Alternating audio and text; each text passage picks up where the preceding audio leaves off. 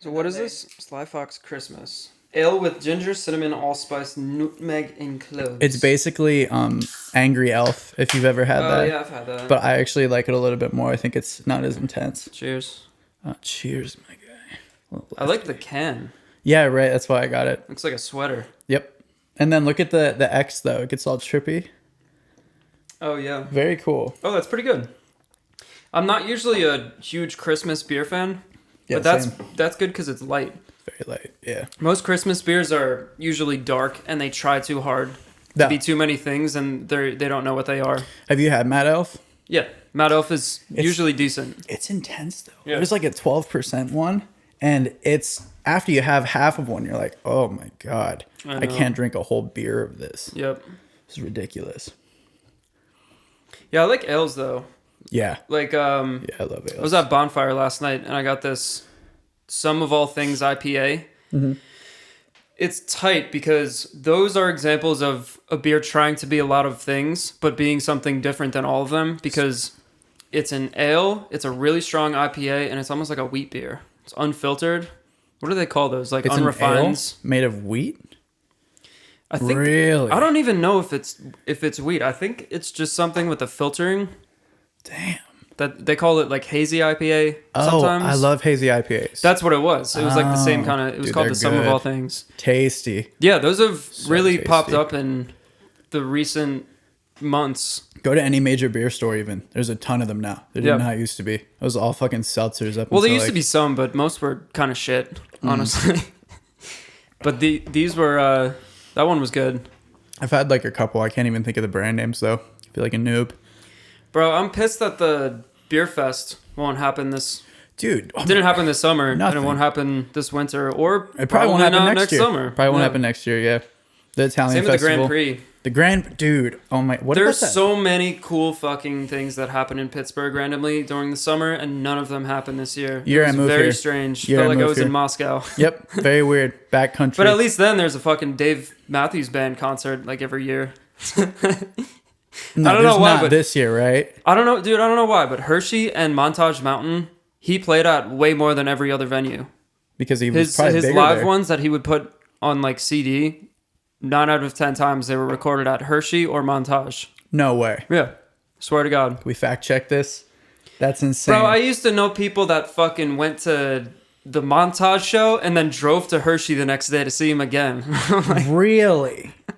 My Yeah, mom is obsessed with him, but that's what I'm saying. If you're into Dave Matthews, like, it's a cult. I think if you're someone like in the Penn modern State. day and age, if you take Dave Matthews and you slow it down and you pitch it down a little bit, put some reverb on it, you'd probably like it more. Just a little slowed His down. drummer's insane. The band is good. Yeah. It's just, I mean, that's the thing. I like a lot of their music. I just don't catch myself listening to them a lot. Yeah, me neither. The Dave Matthews. We all had band. that phase. Yeah, I don't even like Coldplay. I was really into Coldplay. Just kind I of liked fell off Coldplay that. back- Dude, especially Lovers in Japan. I don't even know what that Have you heard sound part is. 2? Yeah. Ridiculous. Yeah. That song's crazy. At the Lovers in end, the Japan. Osaka Sun part. Dude, I don't know what his sounds like where it's coming from, but I know it's a guitar, and I know it is some sort of reverb based, like That's like holding a- of something. It's not an EBO. that's like a guitar. Like a No, the KIT. Edge. I saw the Edge do it kind of once, and he was mostly using reverb. But you know what I'm talking about? I've never watched the Edge do it actually, but I do know. Wait, let me like, play this part of Lovers in Japan real quick. Yep, play it. You have your speaker hooked up here? Yeah, it is. Randomly, we're gonna hear "Power Off." Perfect. Where is it? It's next to you. Oh, gee, it's off already. Oh, hold the power button there on the left. Oh, Other that's side. not Yeah, the- right there. What is that button? It's a freak. It's Power on. Family. Salmon. Connected. Oh, we're hearing It's in the it. backgrounds.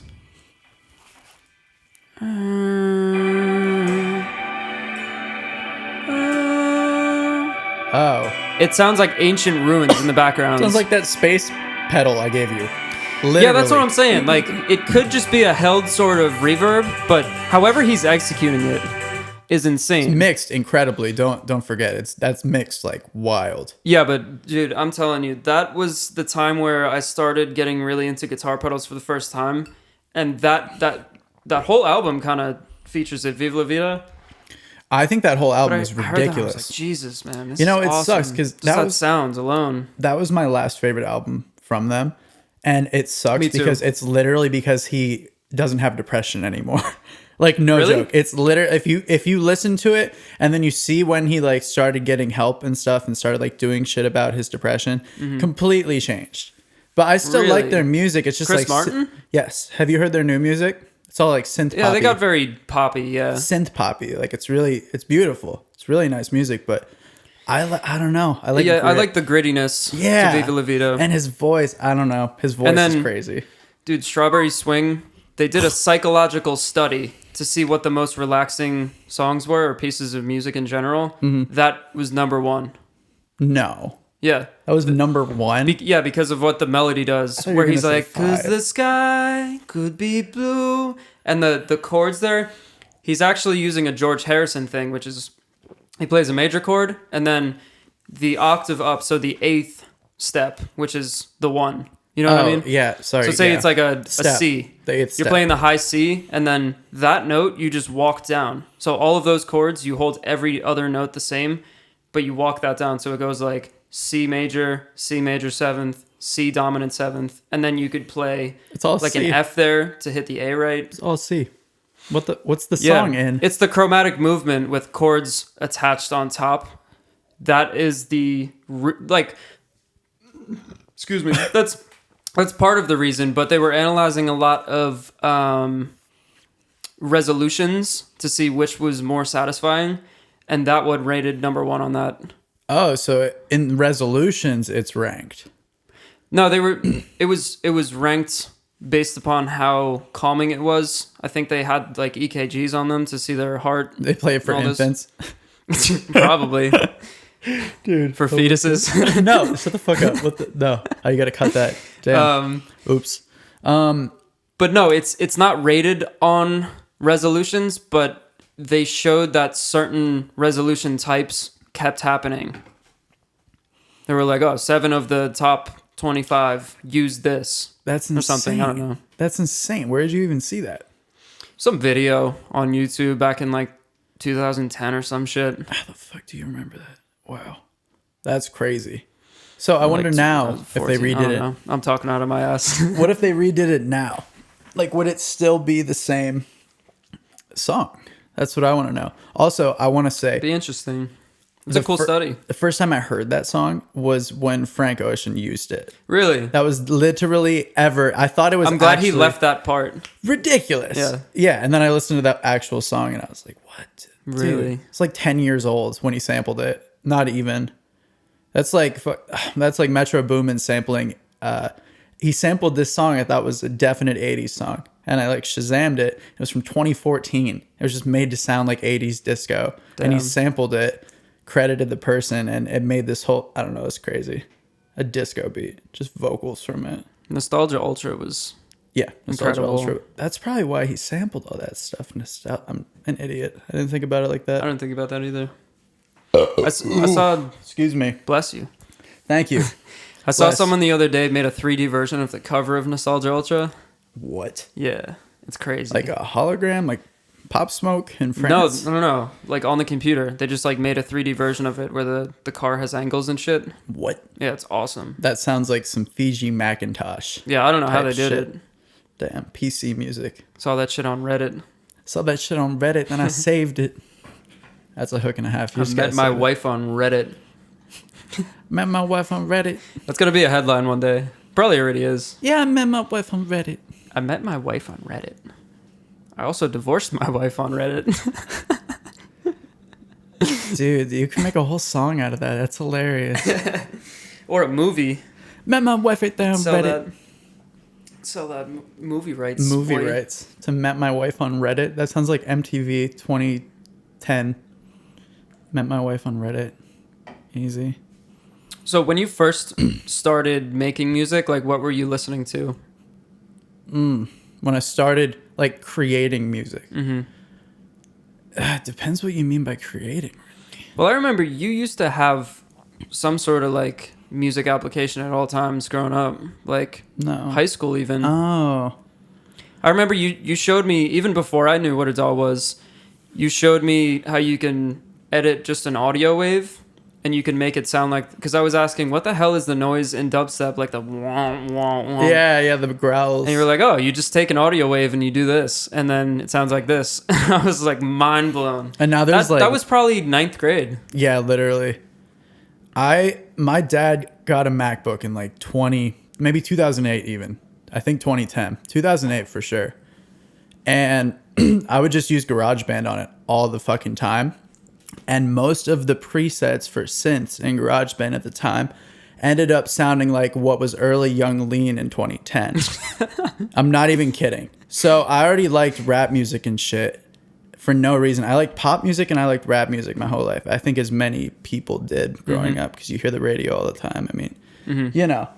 But yeah, then I think the first thing that got me, I had like DJ Hero. DJ Hero. I'm not even I'd kidding. never played that. That made me want to get turntables, and so I got That's tight. I got an actual mixing deck from Amazon. Didn't realize it wasn't for actual scratching. Ruined like 3 records by accident. It's great. And then I got like actual DJ equipment. Started playing music. Got an ear for what people liked. I guess that probably led up to. Then I got Mixcraft when I was DJing. There's this. I'm not gonna say it's an awful DAW. I don't really know much about it, to be honest. But I got Mixcraft. And then I started piecing together like ambient loops and shit and putting drums over them. So that led to a lot of, I don't know. And then I started listening to like house music, and house music kind of got me into producing because my friend Cam told me it was like really easy to make it. And I was in like 9th grade when I lived in Bloomsburg for like 6 months. I met this kid and he showed me all this house music. He would always listen to it. And I was like, dude, all this shit just sounds exactly the fucking same. How the fuck can you listen to this all the time? And he was like, it doesn't though. And he played me like this one song called Strobe by Deadmau5. And dude, mind-blowing. I know that song. Ridiculous. Like beautiful. And I was like, okay, I want to know how to make this shit. So I got like Mixcraft for probably like $20 for some shit. And then, yeah. Wait, you know what was sick back then? Like, for example, when I first got into Deadmau5, I just went on FrostWire because LimeWire was already taken down at that point. Yeah, it was FrostWire. So I typed in Deadmau5 and I literally downloaded all like 7 or 8 of his albums at the time. I had his entire catalog. So I did that with almost all the artists that I got into back then. I would just type their name in and then just download everything. Jesus. That's why FrostWire was sick. Yeah, I think that's why I had a lot of music. Now that I think about it. I still, dude, my Spotify will play local files, and I still have some FrostWire songs on this machine. So, for example, the song Blind Melon, or No Rain by Blind Melon. I have no clue. That plays the LimeWire version of it that skips at the end. And then it like cuts out. What? Yeah, it plays it on Spotify. Because you have it's local playing files. local files, yeah. Local files are crazy. I lost like 400 of them one day, just randomly. Yep. Yeah, dude. I can't even legally say that. I miss fucking having the FrostWire and LimeWire when you wanted to like hear what a song was. Because I always buy shit still if I really like it. Like I have Spotify, I just stream shit now. But like if I could download a song and hear what it sounds like before I buy it, I'm still going to buy it. I know not everyone's like that, but like, I don't know. That shit was crazy.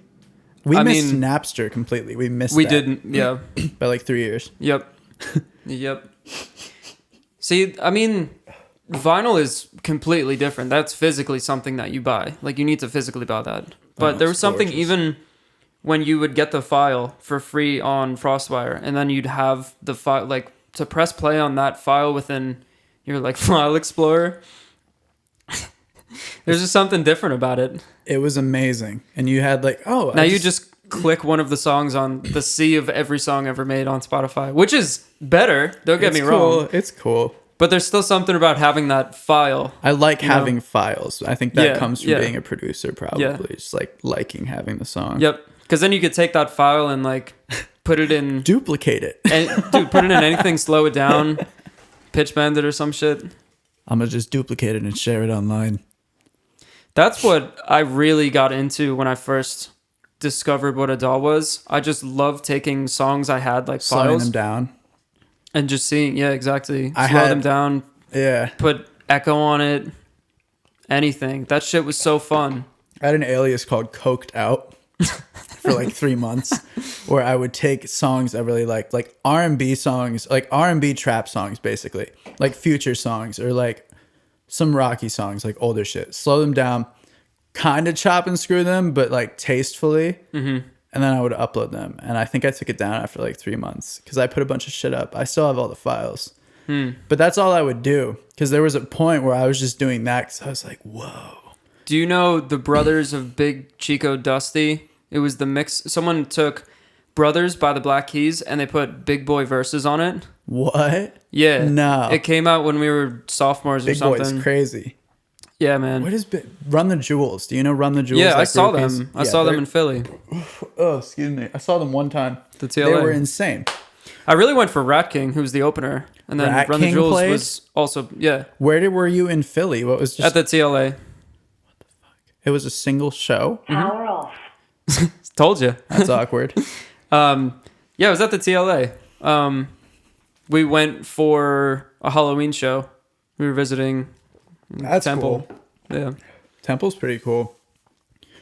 I remember I drove to Temple one time to see Corey, and he had like a 3-4 story house with like a bunch of dudes, like probably the Bunch size of dudes. width of this.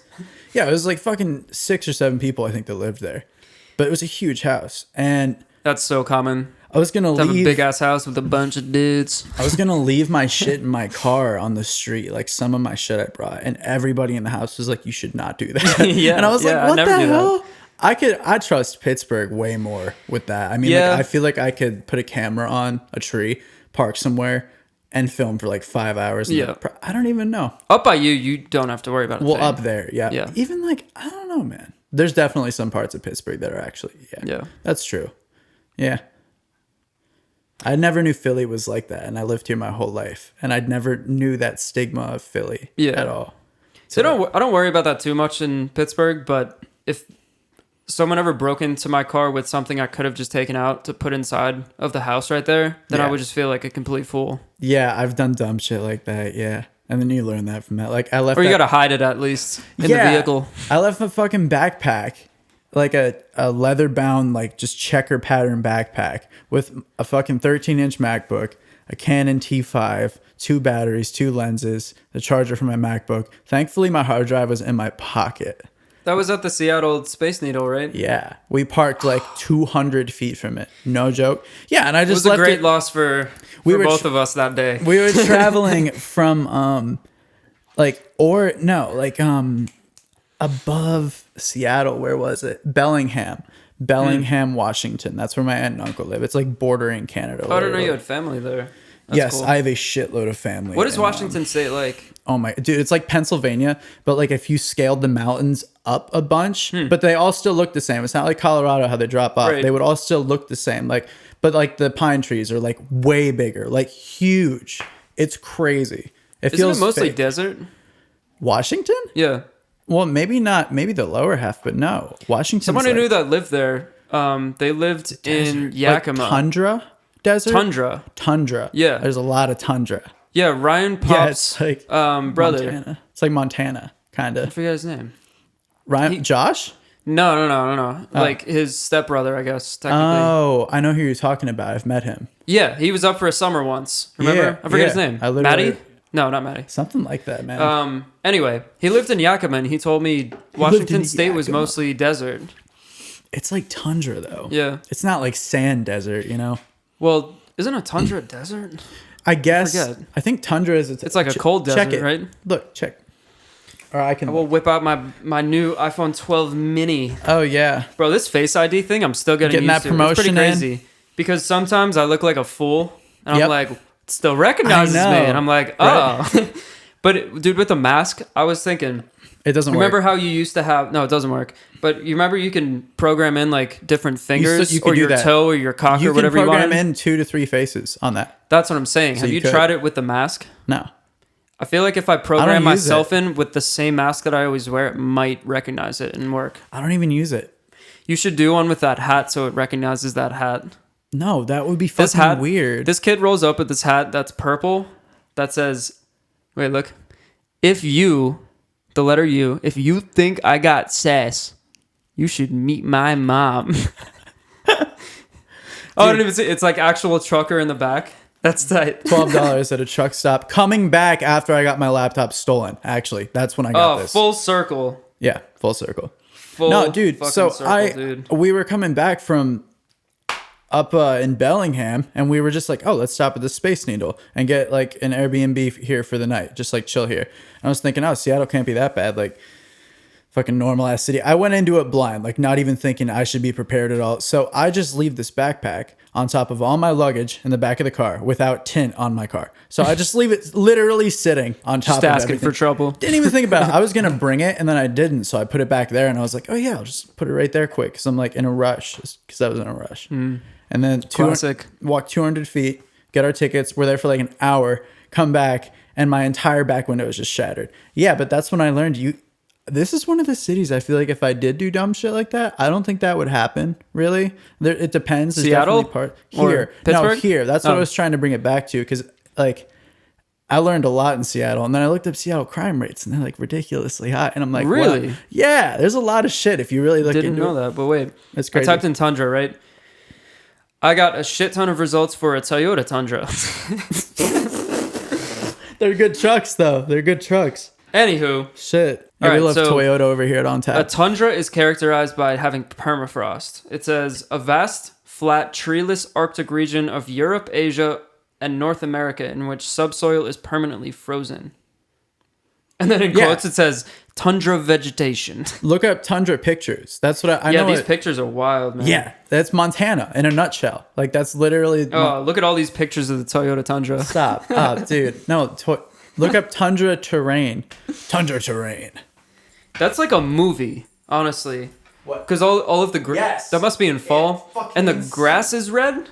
Dude, but then you Or, like, drive whatever. further into Washington, and the pine trees are like the size of your fucking house, and they're like all of the Wow. pine needles are too. It's weird, very weird. I saw something today that a bunch of the ancient sequoia trees like died or burned down or something. a lot of them have from those Like forest this fires. week or something. Oh, really? Last year too. Or maybe it's just been over the summer. there was a fire last year when I was there, and That sucks because they take so long.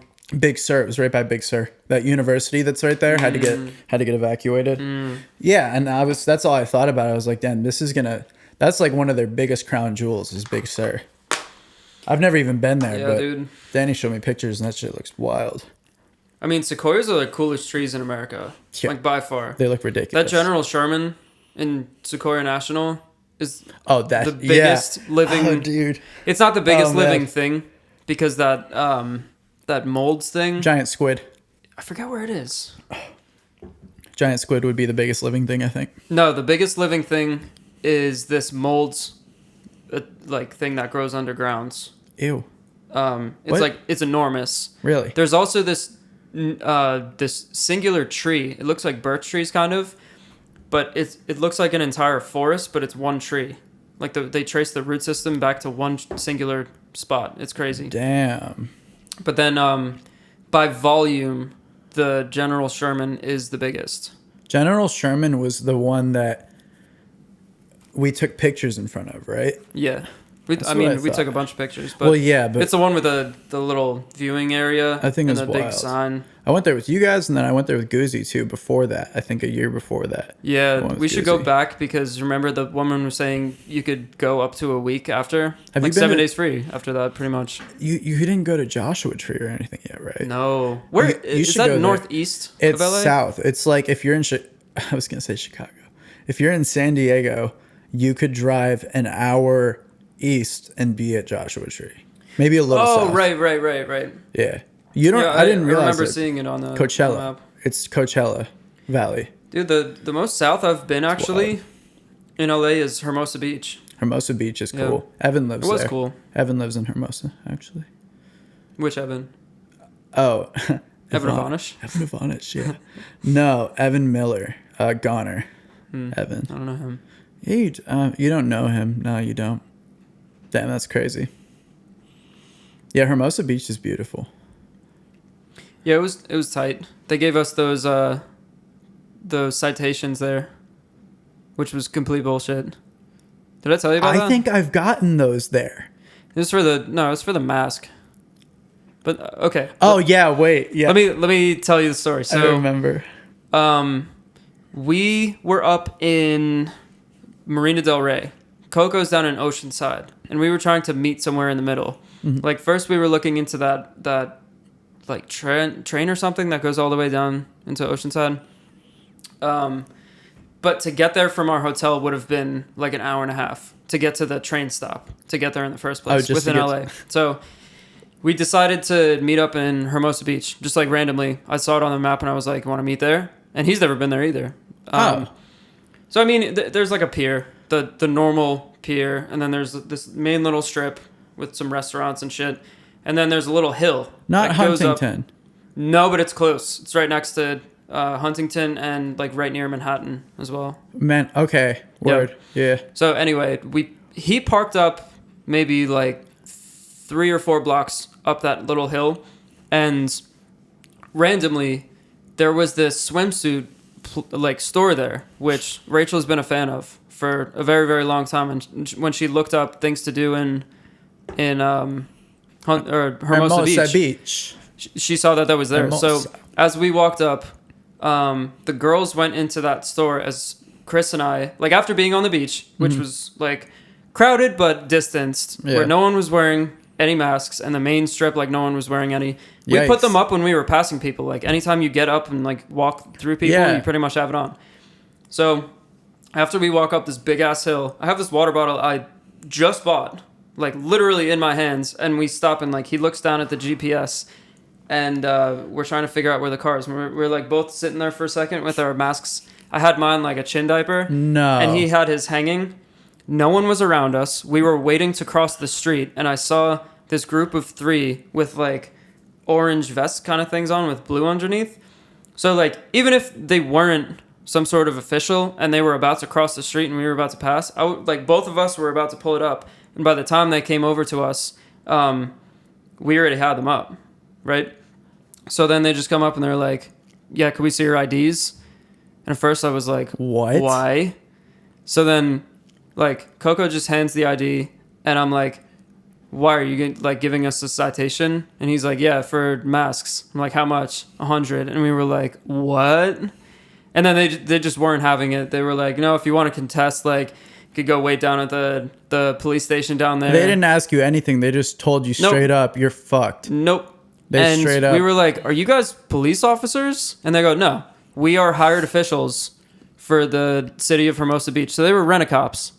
What if they were? So we were thinking, like, what if we just said no? They probably would have just walked us down to the police station, but no. Yeah, right. Security guards for Hermosa Beach? I don't think so. They probably wouldn't. But here's the thing. They would have called the cops. The girls, like, Probably. after we walked up towards the car more, which this lady was literally marking everyone's tire with chalk, because then she was gonna come back if they didn't move and like ticket them. What the hell? So they were just like money grabs left and right in the city. But so the girls walk out of the swim care place, and they walk up to the same intersection, and they get citations for the same thing. And they call us. Dude, I shit you not. A minute and a half, 2 minutes after we got it, they call us and say, I hear Chris on the phone. He's like, "Hey, what's up? You got them too?" "Yeah, we got them." No, They gave us that. So I can't. that's some bullshit, though. That's like, not fair. I ended up paying it just in case, like, I want to rent a car or something in the future in Cali. But I paid it, and I sent it directly. Like, the address it told me to send it to, I looked it up, and it was also where the mayor works. So I just, like, sent it directly to him with this letter inside. Just, like, saying the circumstance and how, like, I really liked that town beforehand. And I almost would, like, consider living there. And then after that, I'm just like, wow. They're just trying to money grab people here, because they walked down and they didn't find anyone in the main area where there were hundreds of people with no masks, like blatantly walking around. You know, I think you took Cheers. This We're trying some this Suntory is really good. Japanese Suntory right now. So you've never had Japanese whiskey? No. Wait, let's try it. It's 43%. Holy in the past maybe 3 years or so, it's really been blown up. I like it because it's really it's like scotch. it's really blonde. It's like scotch. It is like scotch. It's a lot like this scotch. Toki in particular is like scotch. That's really cool. But Wait, I actually learned about it when Rachel and I were out in Manhattan, right near Times Square.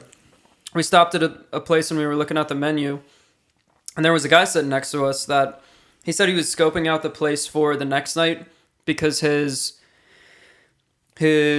wife's brother was having a bachelor party there tomorrow. So he was just sitting there in this loud ass place eating sliders, and he's like, "Oh, I recommend the Suntory. Did you ever have that?" And he was talking about like all these different ones. So he worked in New Jersey for some like big wedding event place, and he worked to pick what alcohol they would stock there. So he had to go to like all of the trade shows and shit for alcohol, and he was like, "Oh, like I'll buy you the what's it called?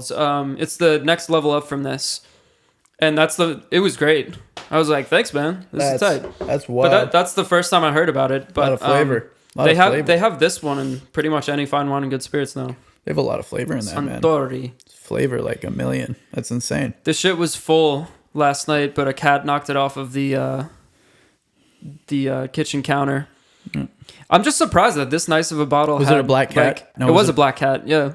That is. He crossed my path a few times. What day was it actually? When did that happen? It was yesterday. It wasn't on last Friday. It was this Friday. Last Friday was last night. Friday the 13th. You know that? I'm glad it didn't break though. I'll give it to them that the glass didn't shatter. But the cap broke and half of it spilled out on the fucking kitchen floor. This is why I hate cats, bro. It's double walled. Look. There's two That layers, is a cool ass bottle. 2 layers of glass in there. It's double. That's crazy. You know, I was gonna say, I think when the citation you sent back with what you said with it, I think that was the most Californian thing you could have ever done. Honestly, that's what I think. Did I show you the letter? No. Or send it back? That doesn't even seem like an East Coast mentality at all. That like the way you approach. Here's the thing. I wasn't gonna like, send it, but I was talking to someone who works in the mayor's office here, and she was like, "Oh yeah, you should just like send a letter. Like they read those. I have to read all of them here. Like just send one, see what happens." Nice. So like the check hasn't been cashed, so I'm guessing they just like ripped it up or some shit. But every dude, also my wait. You sent a check with the letter? Yeah.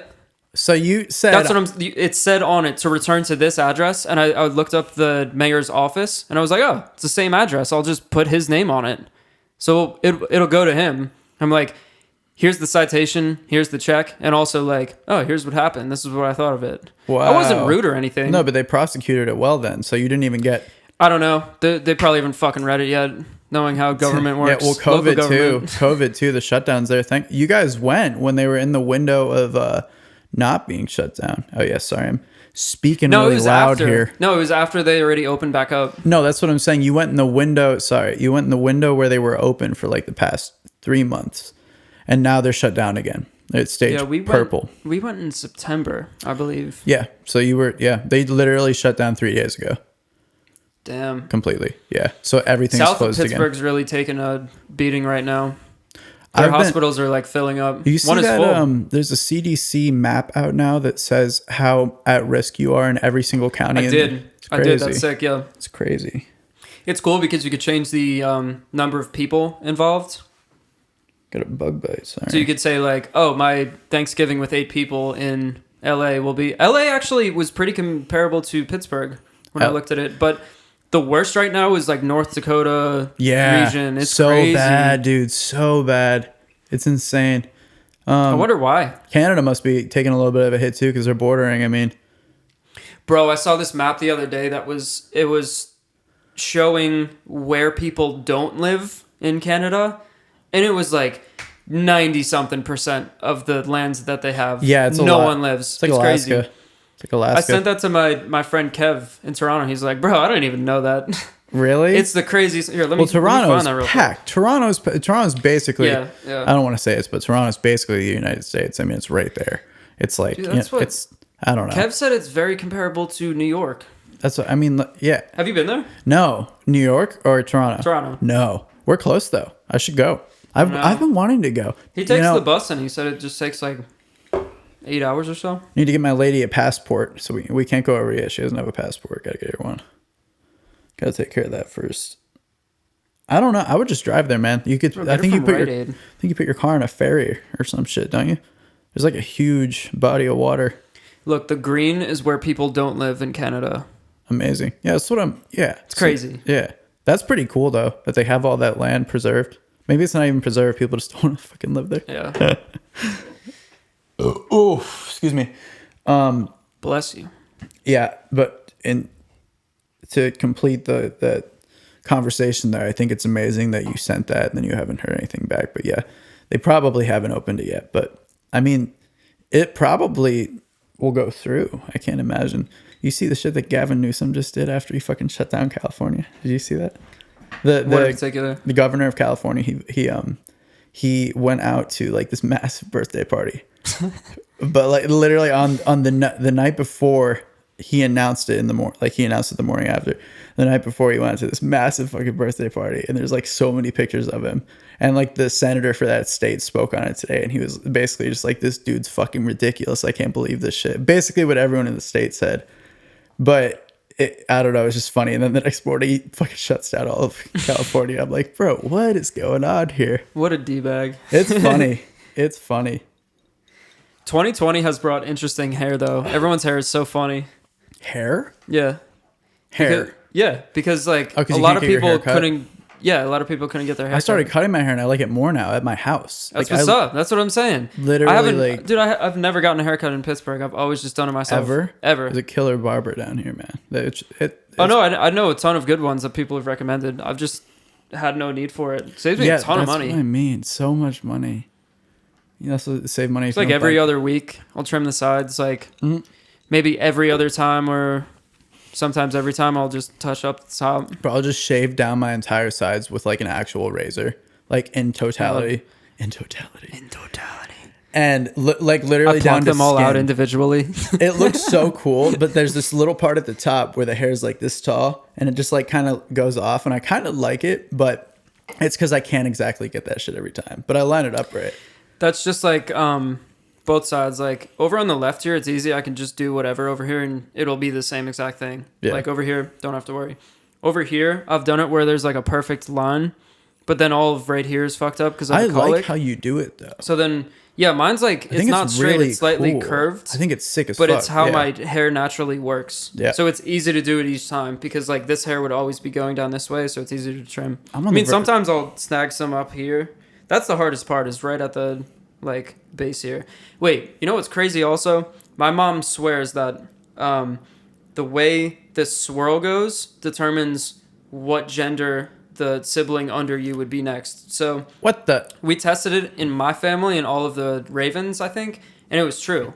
So if it goes straight down in the back, that means it's going to be the same gender, and if it goes to the side, that means it's going to be a different gender, which is like some old wives' tale, but it keeps like proving. So there might be something to it, honestly. My brother's hair was swirled when he came out, and my next sibling was my sister. Yep. Is yours straight? It was straight down. It was. There you go. That's very yet again. Weird. That's very weird. I was trying to. I could actually remember that though. How crazy is that? Do you ever think about how many, like, your parents take so many pictures of you when you're like a baby, and then you get to an age where you're like, I don't want you to fucking take pictures of me. So then there's like this huge gap. 8th grade. I don't even know. Yeah, probably like 8th grade. And then for like 2 years, you don't want any pictures. And then I feel like you get out of high school, and then you go to college or whatever, and then you kind of miss your family. So then you start being like, all right, no, let's take cool family pictures.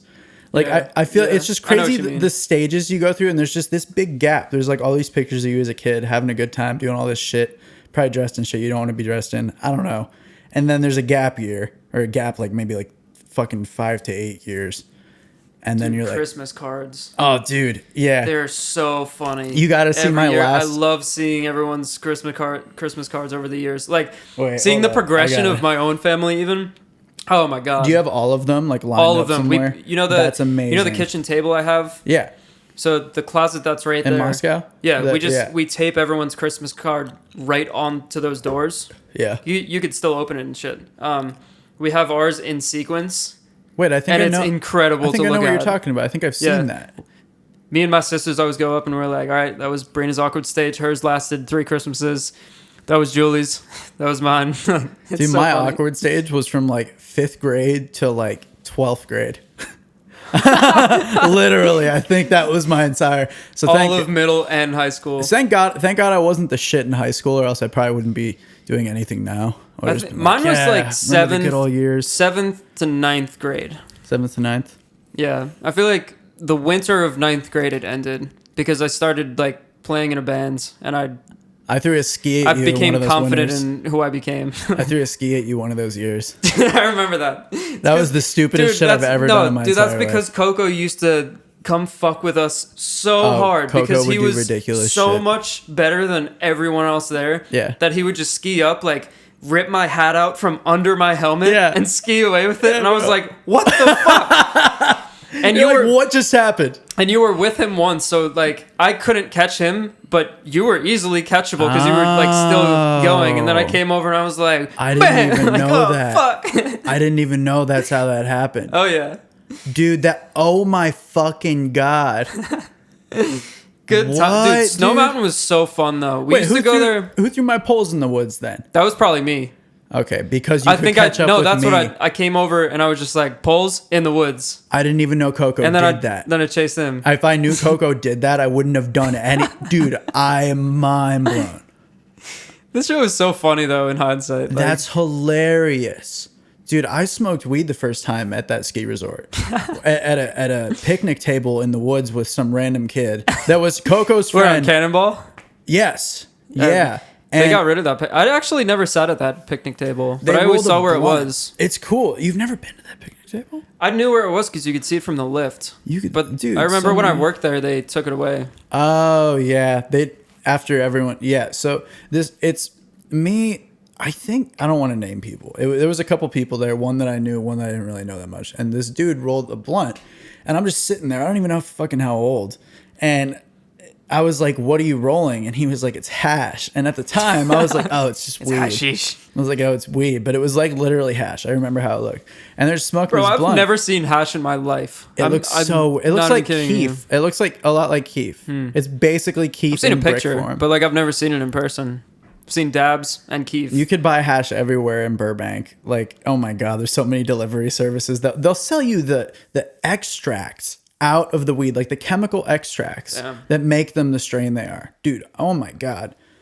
Yeah, but that's mainly for growing purposes. Everyone fucking grows weed out there. It's wild. So easy to. Where?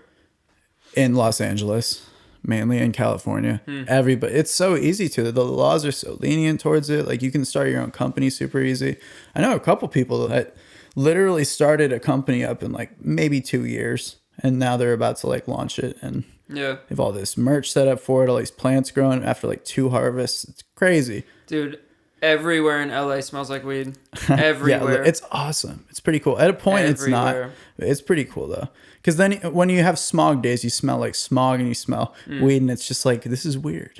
That's even Southside though. Southside Dude, most of the time literally. smells like weed. And smog, like exhaust. Literally, Yeah. it's the exact same. That's amazing. Yeah, but I was saying It's not before, as bad here. There are days where it's really hazy, but it's not like relentless. No, like LA is. dude, but there are some days here where it is like LA for like 6 hours.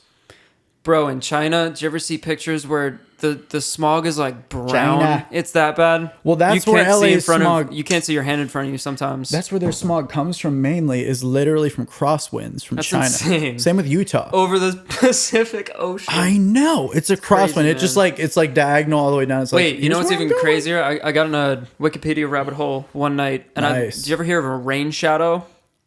I was in LA What, actually, bro? in Marina Del Rey when I'd gotten this, because I kept looking at all the different terrains that are out there. It changes so Oh, it's fast. crazy, right? So I'm Yeah. like, I mean, I think I was Excuse I me. was kind of thinking of Oof. like, if I lived here, I would definitely be way interested in like what's going on. Like Pennsylvania, I think I have a pretty good grasp for like all of Yeah. the nature and shit, like its function everywhere, Yeah. and even just like general like bricolage type shit for how the area is put together, you know, shit like that. So in LA, I was thinking about especially the terrain and like the droughts and shit when I went up to Malibu. Because, dude, Crazy, right? That one, Insane. I think Danny drove us in from the north. That one hill. There was this mountain with a giant boulder like on top somehow that looks like the. Oh yeah, it looked like God Roadrunner placed shit? it there or some shit. No, it looked like some Roadrunner shit. But it was like a huge, trap, right? And he's like meep meep. Was it huge? Yeah. Like a meteor size, not like a meteor, but Yeah. like pretty fucking big. Pretty just fucking sitting big. there. Yeah. I've passed somehow that balanced on top of it. I've always been like, what if someone just like some giant was I know. just like, bing, Especially with earthquakes and shit. I was like, how is that the up earthquake thing? Well, it's in the middle of that mountain range. That's the there? thing. It was It's like a cartoon though, I swear. yeah, it's literally. Anyway, so I discovered this thing called a rain shadow that all of the Sierra Nevada mountains provide a rain shadow where like cold wind comes in and it creates clouds. Like that's why we have clouds over here from Erie, and then it like the altitude comes up to Pittsburgh from. Well, that's the all lake. clouds are, right? Yeah. I think that's how they form. Is like Damn. the warm air that's- being pushed up really fast. So then you have like all of Nevada, Utah, all of that is I think they call it like the Great Basin. Yep. It's from the rain shadow of the Sierra Nevada, which is why Joshua Tree is also in that drought region. What the hell? Right? Isn't that crazy? Yeah, and they all line up on a map pretty much. Yeah, and there's That's tons of weird. examples of that like throughout the world. Rain shadow. Yeah. That's what it's called. A rain shadow. How did yeah. you learn this? Wikipedia and curiosity. In a hole one night, just going through Mescaline. 12 I shots took deep. mescaline and God whispered it to me. Let's start your audiobook right now. I was 12 shots deep in a deep Wikipedia hole. And about someone rain offered me shadows. mescaline. In a deep Wikipedia hole about rain shadows. Isn't mescaline the shit that Aldous Huxley took when he wrote Doors of Perception? I think that was that was mescaline. Right? Mescaline is a Schedule 1 drug. Mescaline. That's Marijuana has no medical benefits. Marijuana. I'm just doing sound bites. Marijuana. No, mescaline I is love 1950s shit, the way they pronounce shit. mescaline is the strongest. Marijuana. No, that's not. That's Spanish. That's like broken No, Spanish. that's marijuana. Marijuana. You're smoking marijuana, They're smoking marijuana cigarettes. dude. Literally, Reefers. marijuana cigarettes. Bro, that's a president. soundbite in Sublime's song. I think it's in Smoke Two Joints or something. Where he's like, they were smoking marijuana There's cigarettes. so many things from that Reefers. time that say marijuana cigarettes. Marijuana cigarettes. It's ridiculous.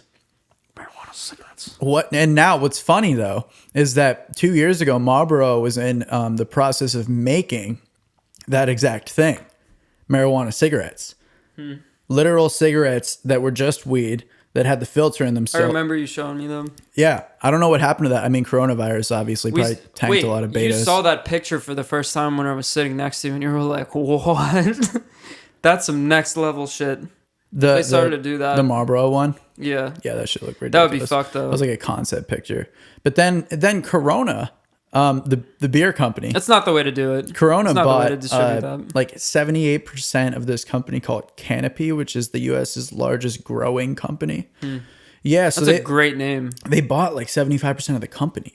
And then everyone was like, oh, they're going to have like a beverage out next summer. And then next summer was like 2019. And then Corona with THC in it would be the greatest thing of all time. Well, if they just made a weed drink That would be the best thing to consume on a beach ever. with lime. Yeah. With lime. If it came with a cigar.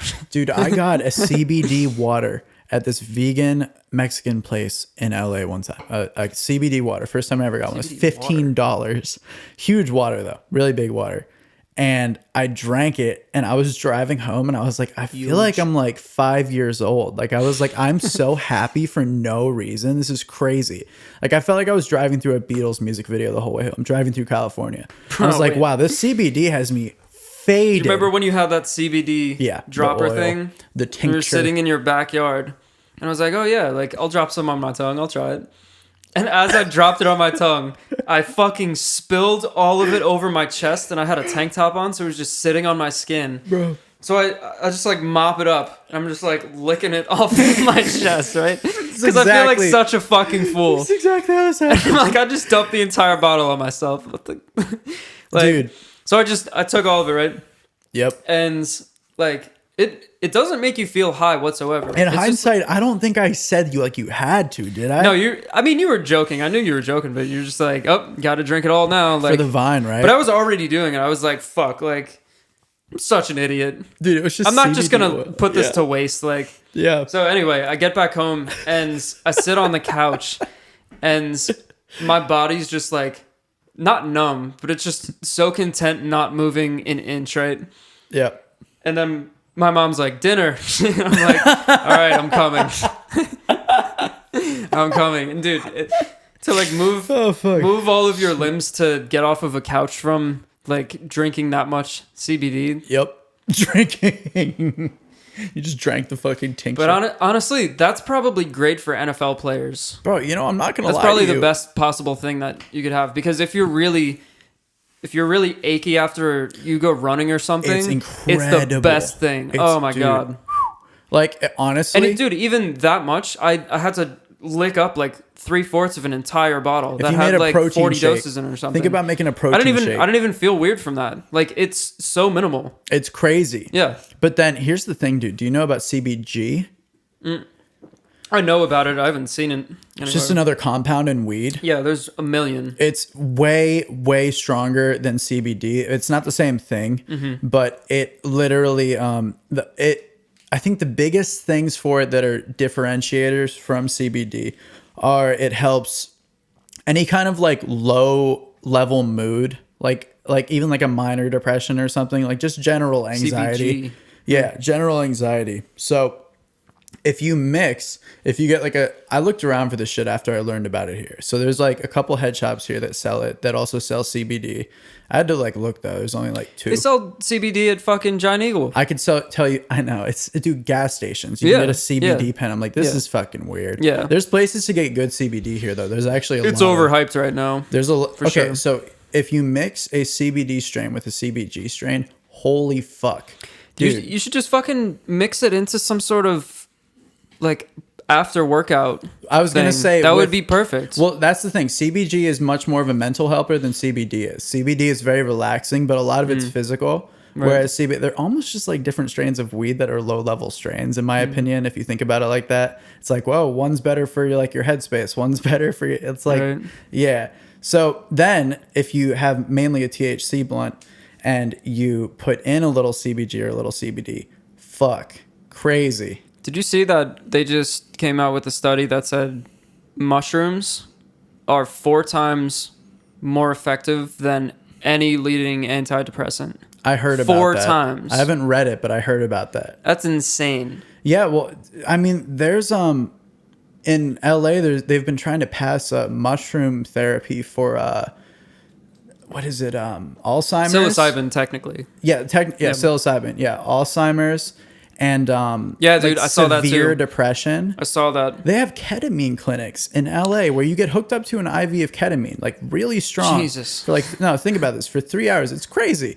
This is like a rave drug. If you Isn't really that a think horse about it. tranquilizer? Yeah, well, that's how we learn about it, because they use it to tranquilize horses. But like, we don't learn about like weed as this like spiritual drug either. You know what I mean? Like, yeah. So, anyways, That's ayahuasca. they'll hook you literally. They don't, and you have to go on the internet to learn about that shit. Like, we should. Okay, I'm tangenting. I'm pulling a Kanye.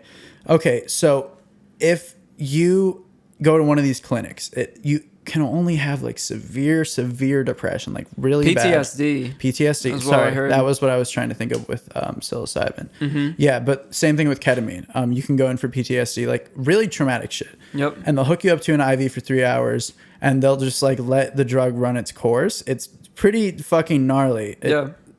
From what I've read, but like it's legal, and like you can go Mm-hmm. in there, and like hospitals will send you there. So like, I think they're definitely on the verge of passing psilocybin shit, because I've done mushrooms I like think they are too. 3 times, and oh my god, the amount of stuff that it can just like rearrange better in your head. Yeah, dude. I don't know. I remember in Intro to Psych, we talked about how your like clusters of memories work, and how I think it was KPM zeta was a protein that built up that they didn't know what caused KPMs. that buildup, but that's the Damn. thing that's giving people Alzheimer's is the buildup of that protein. But they didn't figure out what's building that up. But they did affiliate the lack of sleep over their lifespan as the number one correlated thing to it. Really? The other one, they made night shift work in England or somewhere like that. They labeled it a known carcinogen. Really? Because it is like night shift? Yeah, like work. having to work overnight. Oh man, that's and if you only get like 3 or 4 hours of sleep every night for your life, then you're much more at risk for Alzheimer's. You were telling me here's what he this. was saying about it that I always thought was super interesting. Like any of those conditions come from like there was the sleep doctor that I heard talking about the same kind of thing, where he said sleep kind of, it's like restarting your computer. You kind of clear the cache, put everything in its right place. But if you don't give it the chance to do that, it becomes cluttered, and then that clutter becomes condensed, and then your laptop runs really slow. It's just like a room. If you live in the same room for like 60 years and you never do spring cleaning for it or something, like, ew, or clean it at all, your clutter will become like very condensed. Hear me out. Like, what if you sleep? You know what I mean? Yeah. But those psychoactive drugs, I feel like the reason that they might be working better than antidepressants is because antidepressants are like, oh, we're gonna pump in this other thing your entire life, like all waking and sleeping moments. You're just being pumped with another chemical. I clipped. Whereas these other ones are based around, all right, we're gonna give you one experience where you can clean those things out. You know, in my opinion, give them good polish. It's like PTSD is slightly different, but in my opinion, along the same path. It's comparable to like things getting trapped. I don't know what to call it, like common therapy versus non-invasive LASIK. No, so normal therapy versus non-path driven therapy. So like therapy you'd go to where they have a psychiatrist above them and they're just trying to figure out what's wrong with you to give you like medicine immediately, versus therapy that like I had a non-path driven, I don't know that is a word.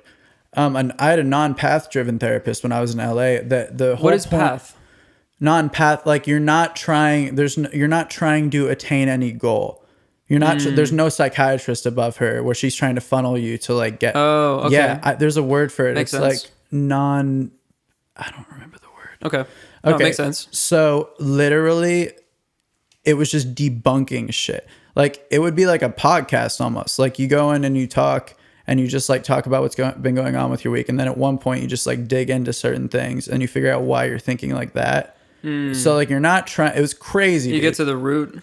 Crazy shit. Yeah, but that's why I had to go through a couple of people before I really found. That made me think of The Sopranos. So the main thing, as I was saying the other night, the theme that weaves, like the constant, I should say, is the like psychoactive therapy of Tony Soprano, because he keeps getting panic attacks and passing out.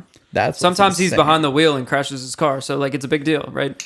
So that acts as the constant, but all of the other themes that happen throughout the show, since you get to analyze it through dreams, through conversation at his psychiatrist's office.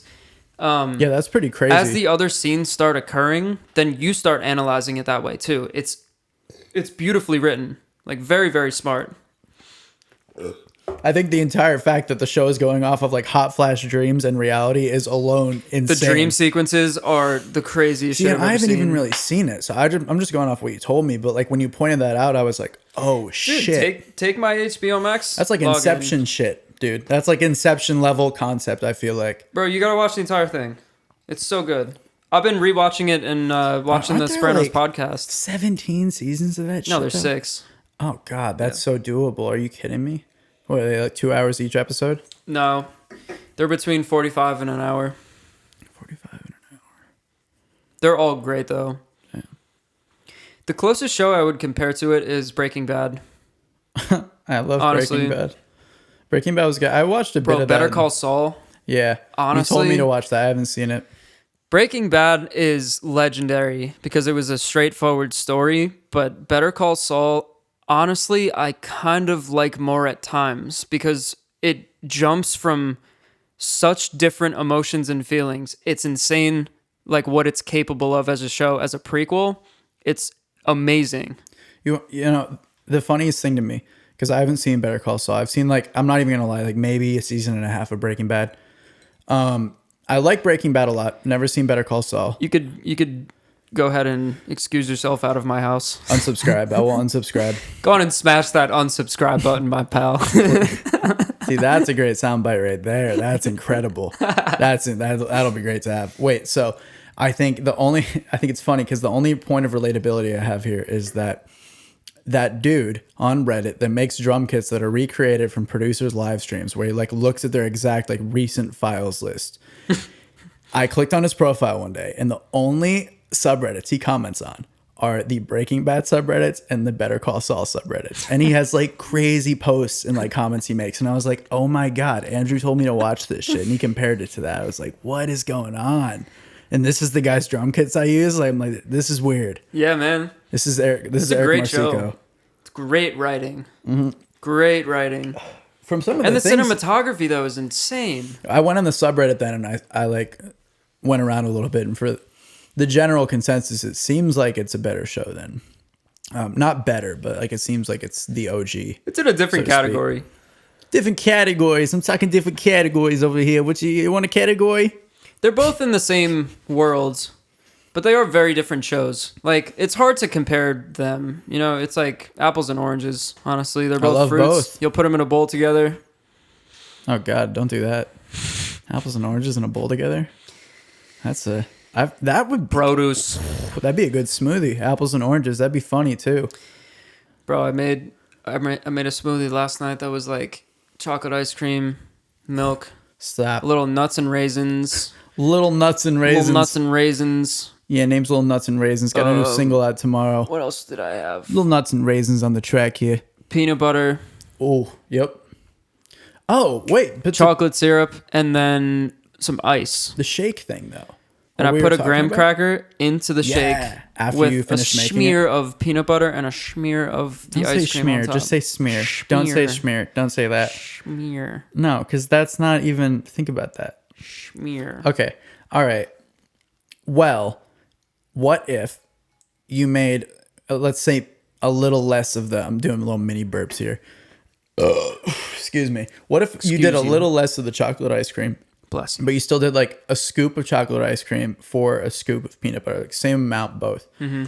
And then you made this like after workout shake, and you put CBD in it, like a little bit, like 2 drops. It would probably do a shit ton for your muscles. That's what I'm saying, dude. After volleyball, our coach sweared. I want to do that. He swore that chocolate milk was the best thing to drink after a hard workout. That's weird. Well, because we felt great after it. Well, yeah. My brother did that too after like football. Their coach probably said the same thing. Yep. Honestly.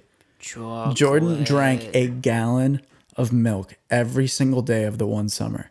And I think that is why he bulked up and got taller. And he literally got taller by like 3 inches. And I was like, wow, that's insane. Milk, dude, I witnessed this shit. He drank like a gallon of milk every day. And I still to this day, I'm like, shit, should I have just drank a gallon of milk every day for like... What kind of milk? Whole milk. Wow. I know, dude. I was like, yeah, and then I came back. What else did he eat? Well, here's the thing is he took my bike every day that summer, and he rode like 3 miles every day as well. And then he also we had a Bowflex, tell him how to use the Bowflex. Mm-hmm. And then he started doing that. He would eat like really hearty meals, still does pretty much, minus like wings. Goebbels chunky. Yeah. And this is a kid that's also ridiculous at Call of Duty, like ridiculous, and ridiculous at like Minecraft, like a slew of video games. It's crazy. A slew. That's a great word. A slew. I'm making a stew here. I'm making a slew of stews. I'm gonna stew, make it stew. I'm gonna stew with a slew of my stews. I'm gonna stew with a slew of some soups. Bro, I'm done.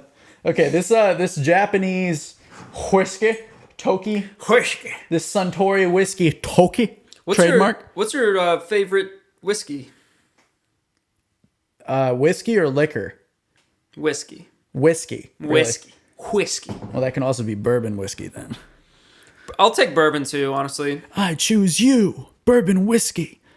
Bourbon. I would say my Bourbon or whiskey? is Scotch whiskey? Yeah. Yeah. Why not? Oh, that's difficult. Your favorite Scotch whiskey? I am bourbon, obsessed with Cutty Sark. Actually, Cutty Shark? Cutty Sark. Cutty. I Wait, wish it's Cutty Sark. I wish it was shark. There's no I always H. thought it was Cutty Shark. There's no H. There's no I've never H. had that. I've seen that though. Amazing. It has a cool bottle. I got the bottle and I got my first bottle of it in LA like 2 months before I moved. And I was like, damn, that's like, it's like the smokiness of Scotch, which I didn't notice until Mitch pointed that out to me. Mitch was talking to me about how he doesn't really drink Scotch because it's really smoky. He doesn't like the smokiness of it. I never even noticed. I love the smoke. I didn't notice that's what that was until he pointed that out. It's mostly from like peat moss. This is smoky as shit. This, No, it's not. I think it's. What is that then? What's that taste then? Have you tried it? What's that taste? I think it's smokiness. I don't think this is very smoky. What is that then? That really Might be a little smoky. specific taste. Do you taste that? There's like a really pungent something. I should Pungent bring something. up the Lagavulin because that's much more smoky than this. Okay, well, That smells like a bonfire. Like this doesn't smell like smoke at all. see, but maybe it's because I like the smell of bonfires that I don't taste smokiness in liquor. This is more malty. Is that what that is then? I think so. Malty? See, I'm trying to pin down flavors now Like because I don't know what. Do you think Jameson is malty? No. I don't think Jameson's smoky either, though. Yeah, it's not. It's neither. What it's a about single Johnny malt. Walker? A lot of scotches aren't Johnny Walker. super malty because they're usually single malt, but sometimes you get I don't even little buy. bit. No, I don't even buy most of the time single malts. Honestly, I don't spend the money on shit like that. Jameson. I is a just single like malt. Scotch more. Well, Jameson, yeah, but Jameson I only get when it's on sale. Honestly, I don't even love Jameson. Yeah, I love Jameson. It's the best drink to either put in cocktails or have straight. I think that if perfect medium. I think if I wasn't buying it, I only buy liquor really when I'm trying to like go through liquor. I don't Yeah. really buy it for like I need to start making a cabinet, I guess. Me too. I'm trying to. I saw someone's house the other day that had a fucking cabinet of liquor. I can't remember where it was, but I was like, that's really cool to I just still want have to build that bar out of wood. That'd To like have the stock and then drill in the citrus press. Bro, you know what's funny? So Put it where that bike is right now. In the I living didn't room. show you any of this shit or tell you about this, but there's this kid Patrick that lives in Jordan's house. He goes by Pat. And he me and Luke wanted to form like a little mini label, and then we're still in the process of like doing that, but Pat wanted to do it really bad. And I was from the beginning, I was like, I don't know how serious you are. You just said you wanted to make music and not what you're just going to write songs. And then he did that like really quick and made like 5-7 songs like within a couple weeks. Easy. Tight. So I was like, all right, word. And I was at Jordan's house making shit with him. But he, like his whole room, he built his whole bed frame. He built his whole desk. It's all just like pine, like unfinished. Like it looks really fucking cool. But he's good at it. And his grandparents live down here. So if you wanted help with designing a desk, that would literally be, you know, and he could probably tell you where to get cheap lumber and shit too, because he comes down here and works on his grandparents' house. Hell yeah. And he's like Tommy's age. He's like, I don't Tight. even know. How old are those dudes? 22? It's like 22. Yeah, let's take a break. We're going to take a break. And we're back, motherfucker. I feel like I should do this every day and just talk to myself in the mirror. That's that's pretty much why I started doing this, because I just thought it was fun to sit down and record a conversation. I'm like, all these conversations are probably already happening, but we should just record them. But also, when you sit down to actually record a conversation, you have a much better conversation. Yeah. I've been enjoying this. This is the 7th one I've done. I like the audio only because it's really getting to the root of like audio only, just like documenting a conversation type shit. Yeah, but I feel like if you had a camera on, it's not like we're both sitting here naked, some shit, just like the walls are black. You know, like it would be pretty normal. No, it would be cool, especially if they could see your hat. And then you have no. Well, yeah, they could. You're right. But Video just it brings on so much more to be able to like. I planned to do a video podcast for so long, and I had one ready to go, but then things fell apart. So I remember that. that ended up like yielding no podcasts, and then I sat down to record an audio only one, and I was like, oh, that was easy. And now I'm doing 7. So I don't know. Maybe one day we'll do video, but I'm not worried about it. I think, for the record, like if you opened it up to video now, then you could. You need a third person there. You could potentially accidentally open it up to like live stream guests, and that could even take away. If it was video, you definitely do it live because you'd have the 2 or 3 cameras. No, live stream guests, like people that are calling in from Skype. Right. Yeah. No, you could do that. And then that takes away a whole thing. I'm saying if you allow like the video part of it, you also then possibly allow that, and that could take away the whole dynamic. It's like I did have a few people like remotely. Danny, right? Danny, Manu, Matt Leonard. Would you have liked to? Zach have had was them on here, Skype? Joe was here, and Dante was here. Would you have so liked half to? and half? I mean, it would have been chill, but it wouldn't have happened. Not a deal breaker. Manu, it could have, but it was easy enough just to do it remote. It was in the thick of the pandemic too. But True. No, video's just tough in person because you need 3 dedicated cameras, like plugged into the wall so they don't die. Why do you need 3? Enough space on the cameras to record, or you need like a live setup. Why do you need 3? You need 2 for each person, and then like a third for the room. You could get away with 2. Oh. But then the thing with video, you need a third person to be sitting there and like cutting between, or else you have to go in afterwards and edit it together, which would take forever. I'm just trying to do these as like quick little conversations. It doesn't take me long to go through these. It's probably fun too. Oh, it's so fun. I've had so much fun doing That's this. why I want to fucking do this shit, man. I want to fucking have a podcast, but You're doing it right now, brother. yeah, literally, right? Wait, I was gonna say something. It was on the tip of my tongue. Do you watch or listen to any podcasts besides Joe Rogan? There was one, the Ben Shapiro show, actually. Yeah, that's not bad. Yeah. We play that in the kitchen sometimes. Rachel puts it on. I don't want to say this, but I like the people he has on. I don't like when he's talking. Yeah, he's very annoying. I have a whiny voice. He has a really whiny voice. Yeah, that's his whole thing though. He's a little Exactly. bitch that like knows more than you, and he he's just like, owns up to it. That's just who he that's his is. whole thing. Yeah. Yeah, that's what's cool though. I mean, any news network though, I don't really agree with everything, but I'm obsessed with watching all of the news, or at least seeing the difference between them. Yes, because it the contrast. Yeah, right? it really shows you what's underneath all of these random like. One news place needs to do this to make their boss happy and get better results, and with this target market and all that bullshit, like especially from learning all about how that world works, it really enlightens you for a singular story if you could see what CNN versus Fox versus like every other one is saying about it. And then once you look into that and you just break away all the bullshit, it's just like you see how much they put on top of everything that people take as the truth. It's crazy. This is not an endorsement for psychedelics, but a mere suggestion. Sorry, I had to get that. So they should honestly, they should have a news network where the anchor is always destroyed and they're hearing it for the first time. They're like, what's going on over in the South Side? What? 11 people died? Oh God. How'd they die? Do we know that for sure? That would be messed up. That would be no, but you know what? It's funny. That's a but horrible it's messed example. Up. It's funny, but it's messed up. Yeah, that's it's like that's difficult.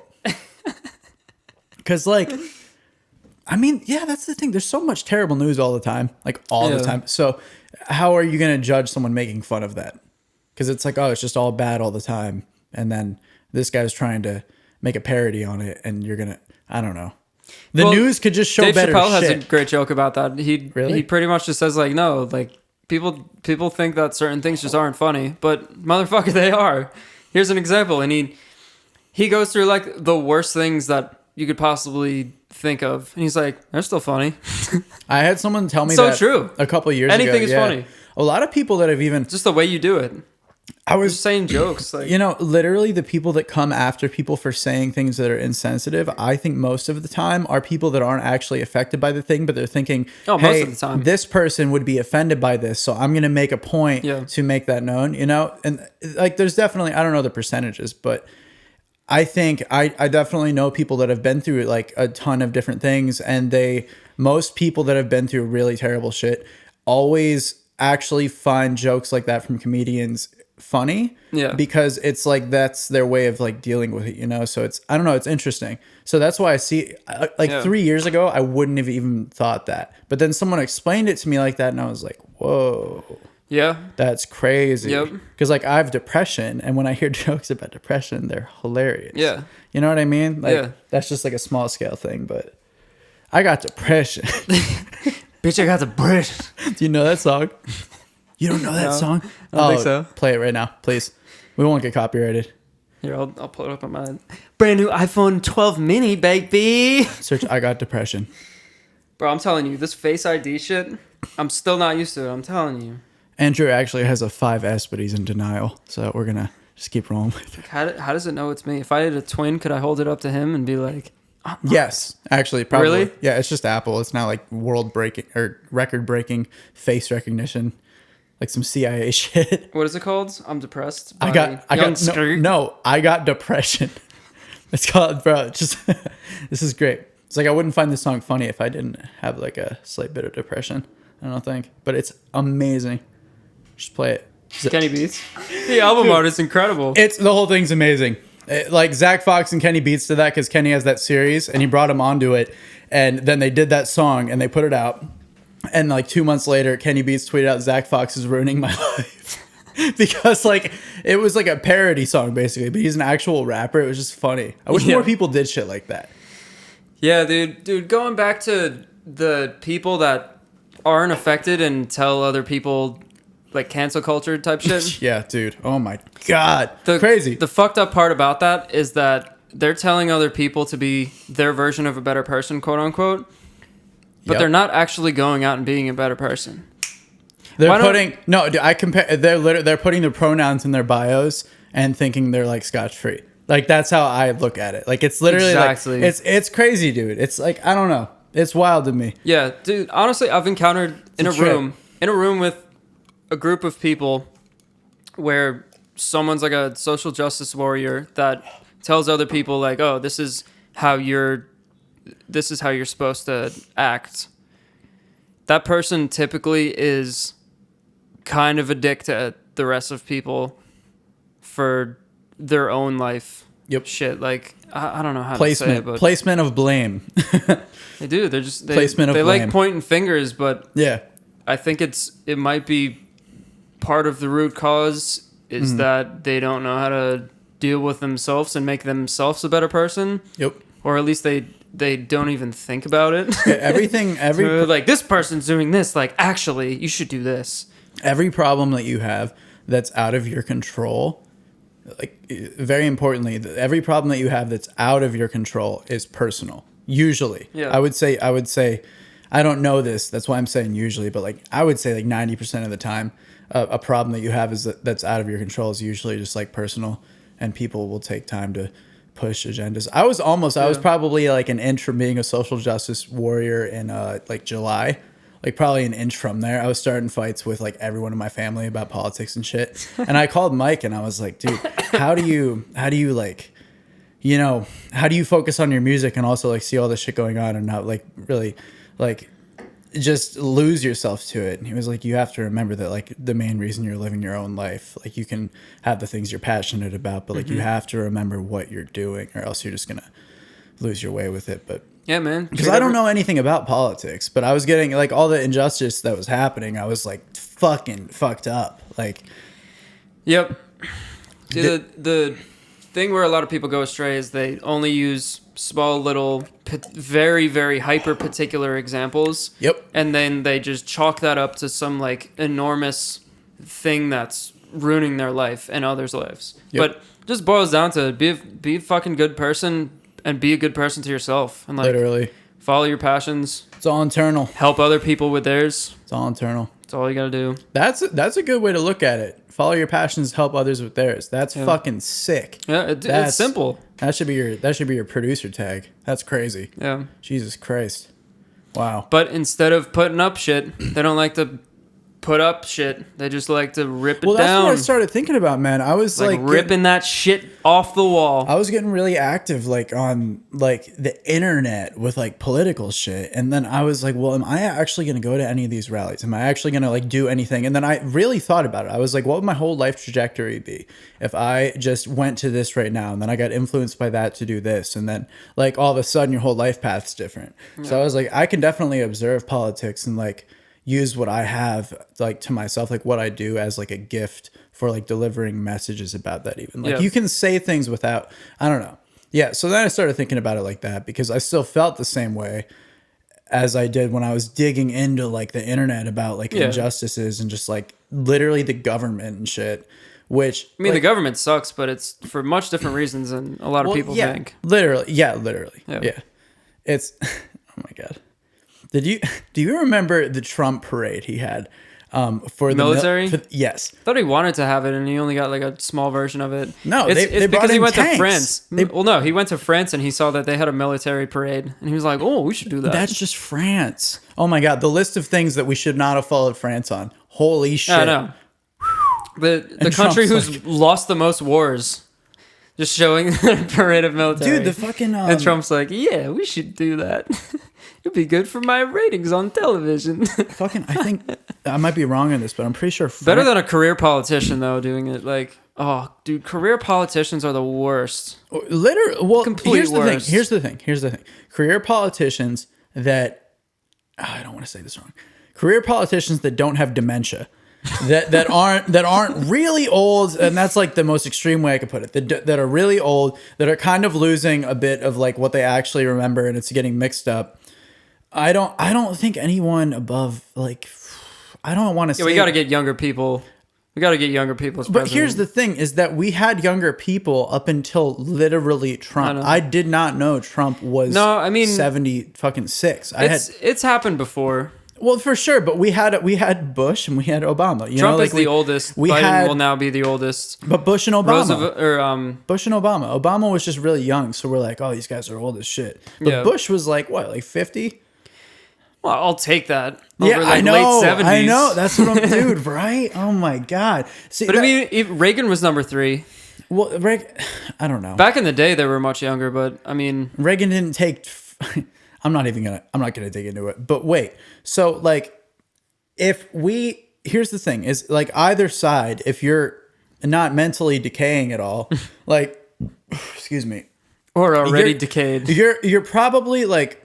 I don't know what party you'd be in, but like, let's say one person is taking a bunch of money from like a bunch of people that run corporations, and one person is taking money from donors. Okay, like whatever. And they're both like a super PAC 45. Yeah. Okay. So they're both like 45, but like at that age, these guys are consciously aware of everything they're doing there, even if they're doing it for the wrong reasons. And then you have like, I feel like if you're above 70, like you probably have people that are actually advising you, even if people don't think you do. You're going to have people. All presidents have a million people that advise them on shit. I know, but like, why can't we they just don't even have have to one be in the cabinet? Why can't we have one person that is able to just trust their own advisory? That's the biggest thing to me. It's like, well, it's up to them to like sift through. I saw the other day, I think it was Eisenhower. He would assign people to do opposite things to see what worked the fastest. That's which I thought was creative incredible. Thinking. That's fucking creative as shit. Yeah, dude. What the hell? He was an incredible general, I think, right? Yeah, Eisenhower. Yeah, he was a general. Yeah, that's like. I don't know just a ton that line about him. That's what you need as an executive. You need to be able to scramble the troops to optimize it and like find your way there. That's creative as shit. Yeah, he's like, let's get the best possible efficiency out of this. Like that's it. Dude, that's like tech company CEOs. That's what like, I mean, probably not at the time they're a CEO, but when they create the companies, like that's how they're thinking. So why not? I don't know. Honestly, I'm pretty glad that someone like Elon Musk came out and took why is he not something running for like president? That away from, because the whole point that I'm trying to say is that because NASA was struggling under like just government funding. And he's like, oh, I'm just going to make a company that does it. I'm like, dude, much is better. That why he did that? I mean, he Do you has think he saw a that million happening? companies. Yeah, well, he But started no, PayPal. He was a co-founder of PayPal. Yeah, he was. Like, he was. He has like, oh my god. No, but I mean, he saw that there was a gap where we had to hitch rides with Russians. So you think he saw? All He's this? like, we could do that. Okay, but do you think he saw it? And before? now he's seeing Mars as an untapped thing too, which is insane. But what I'm It's saying is not- privatizing that, like, Yeah. that's definitely gonna fucking get us there. Versus if we left it up to the government to fund NASA and go all through the red tape, we won't fucking get there until like 2090. Never mind. What is he? Well, He here's wants to the go thing. 2030, right? Think though. Or like 2040. He said When- 20. Wait, let's look. He said 2030 would be like no. I think what it was. Yeah, check. But I think what it was is that people said realistically 2030 would be the time to do it by, but he said like 2028. I believe there was a differentiator. The initial concept included an orbiter and small robotic lander in 2008, followed by a rover in 2020, base components in 2024. 2008. The you first said. crew of 4 astronauts were to land on Mars in 2025. Wait, you said 2008 was his first rover? That was the initial concept. Let me see where it's His. at now. Oh, okay. I'm looking at this Bob Ross magazine, just getting all kinds of freaked out. Yo, Joe and I watched the Bob Ross episode the other night. I always thought, like, I only knew about him from a meme, but he's actually incredible. Okay, he plans to send a SpaceX rocket to Mars with cargo only in 2022. A second mission, He already. which would take much more cargo and some crew, is targeted for 2024.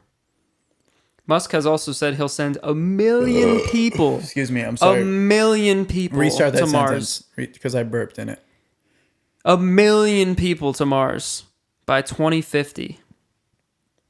So we're seeing the first man on Mars in like 4 years. Civilization in 2050 is what. And then 1 he's, million people. that's what he's really saying. that- Though. in Civilization 2050. in like 2050. Yeah.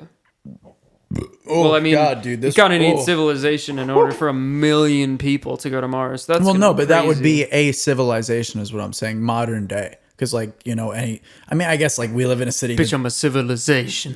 Bitch, I'm a civilization. Bitch, I'm a civilization. Don't even know what you're saying. Bitch, I'm a okay, so to bring it back, I was gonna say at one point, you have to realize that if Biden becomes the president, Yeah, he will. he already. I don't want to.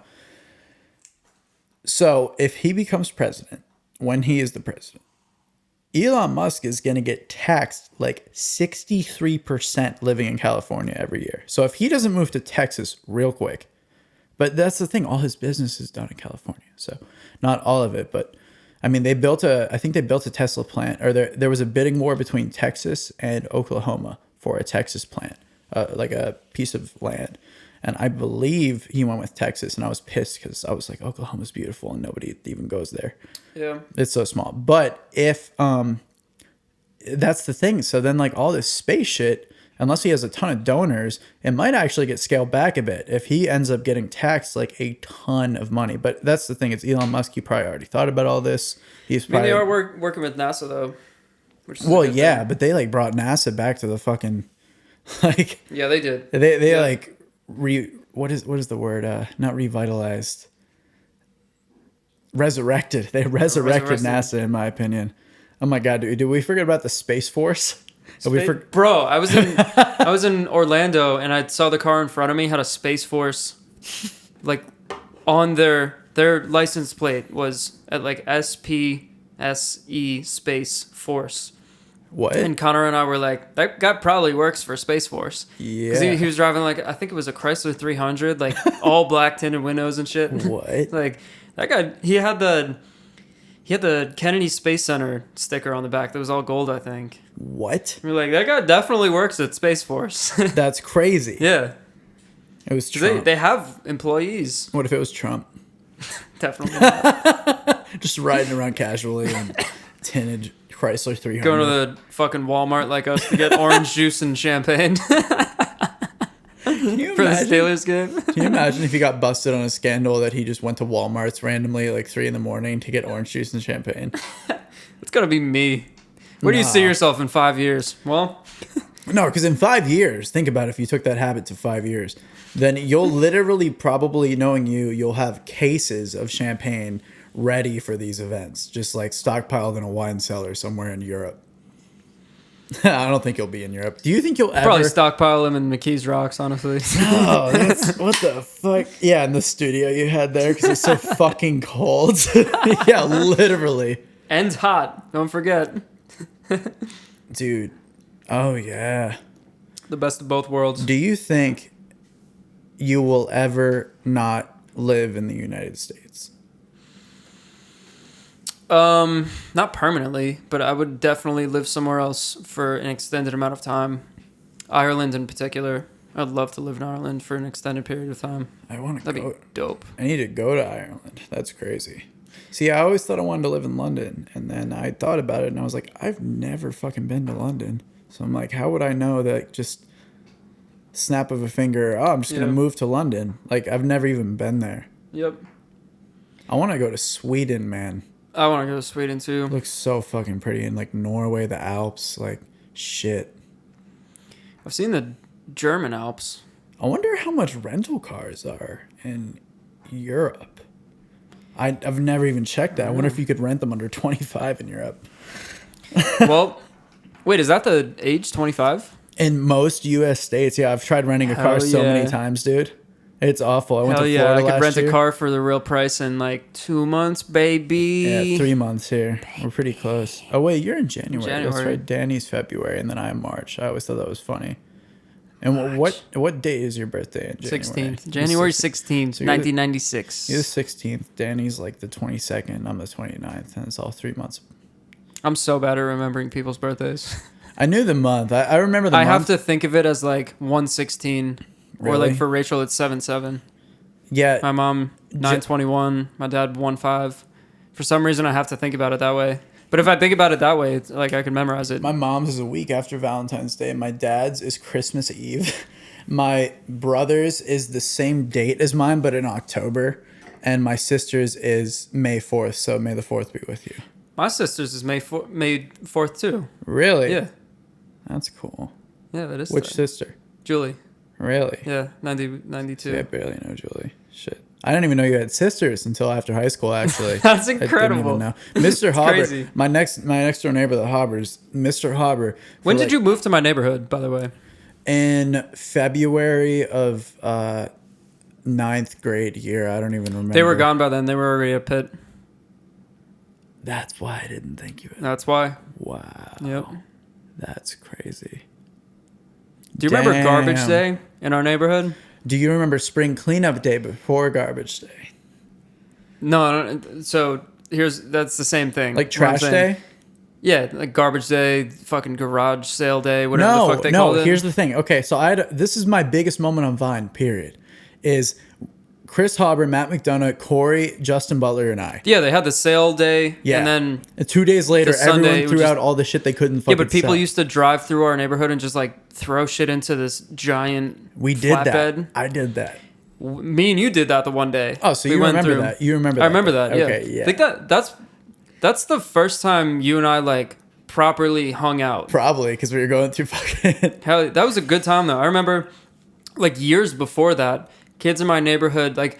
behind Randy's house, behind Mike Finella's house, like over towards Elmhurst on like Gardner Road. Word. And my block. There's just woods between there. Yeah. There was this open place where there were like a circle of pine trees and it was open in the middle. It was beautiful. What? We brought all this shit back there, like a couch. We brought like random shit back there. What? Like some statue, I think. I never knew about... Is it still there? Probably. Okay, you need to go probably back. Buried or some shit. Why don't we film there? What the hell? That sounds crazy. Oh yeah, dude. There's a ton of spots in Harmony Hills woods. That's like crazy. Have you been behind the Hauber's house? No. They took down a bunch of trees when they first moved there for like a I've seen it from your backyard though. That open area. No, that's like a government water recess or some shit. It's one of those ponds. Down the hill. It's one of those ponds. A retention pond. Yeah, sorry, yeah. No, yeah. Wait, did you say they were making Harmony 3, by the way? No, where? How? Who?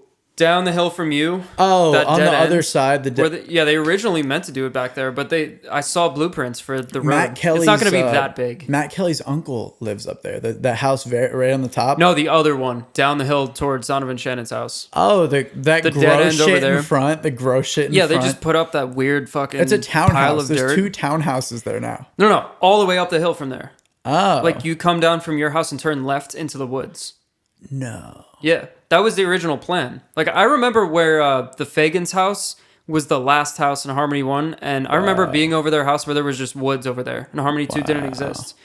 I remember when my dad came home from work in his 300, his Chrysler 300, and he was like, well, I came through the new phase. And we were all like, wow, like it's finally done. He was like, yeah, it was all dirt, but it's finally done. And then I went and saw it the next day. But it was really cool to see that Can I neighborhood grab be some more built. of this? Oh, yeah. Hell yeah. Got the Centauri on deck. I bet you'll still consume less than the cat did. Fucking cats. I'm also allergic to cats. Wait, the cat licked it?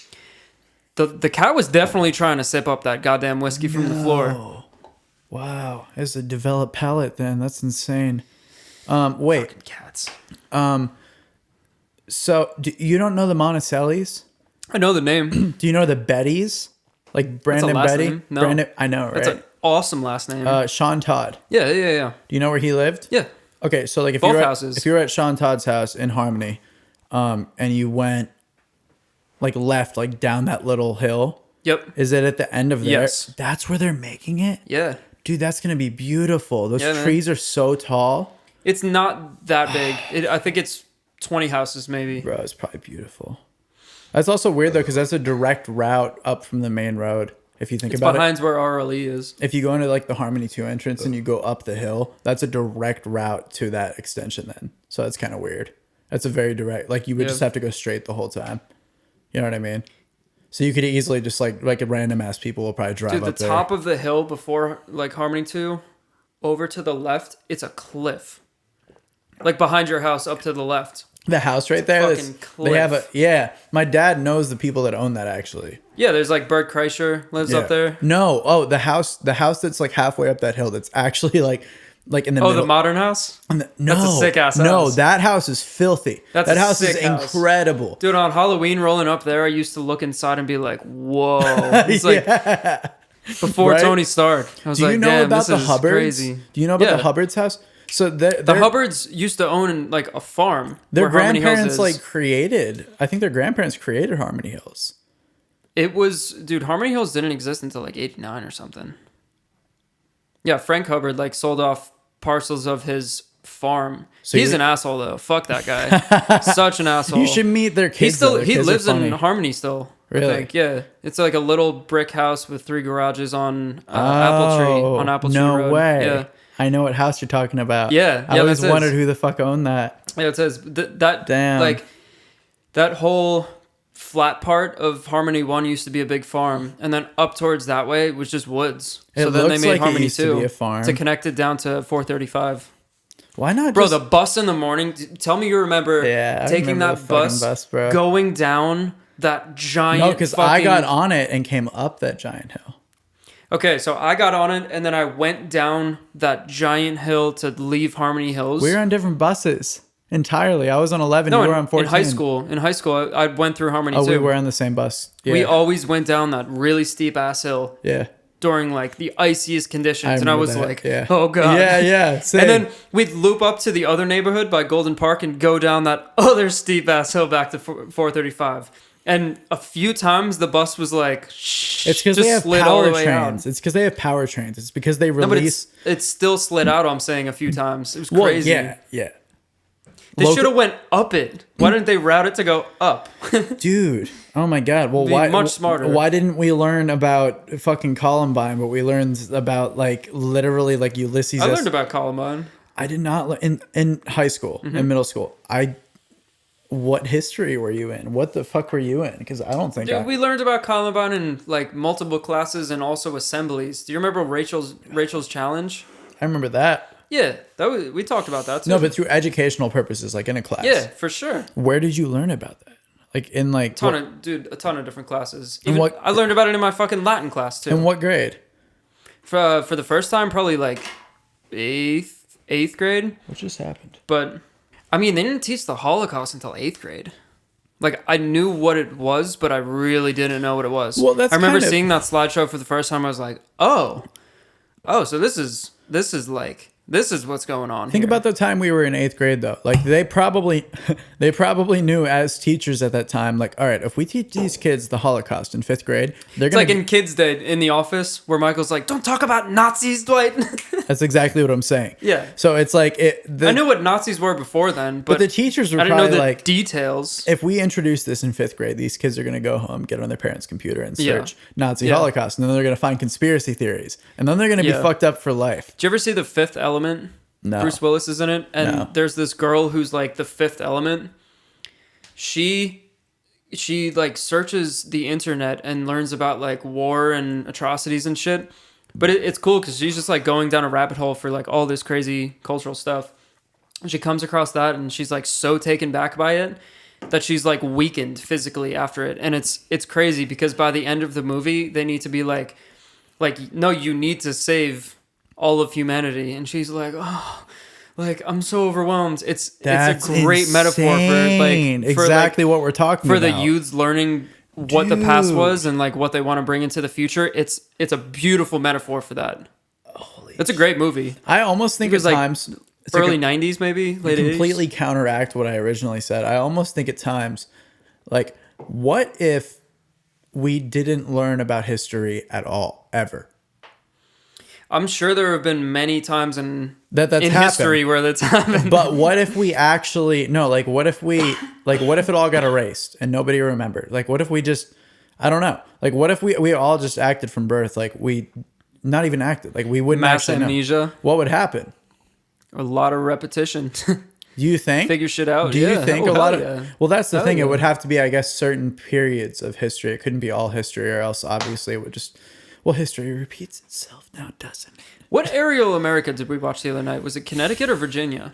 Connecticut. So the one before that was Virginia, and the Virginia main is theme through beautiful. that was like My mom's from Virginia Virginia. is a living history museum, and they have such emphasis on history there. It's insane. Yeah, It's crazy. they care a lot about it. Yeah, a fucking ton. The first line was, "The history of Virginia is the history of the United States." That's why there's so many cops in Virginia. Wait, they should have a skit where it's like, "The history of Ben Franklin's cock is the history of Philadelphia."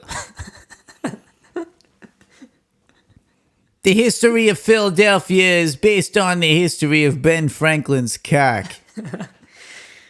Oftentimes in textbooks, you see him holding the kite up, right, with the key, getting electrocuted with his hands.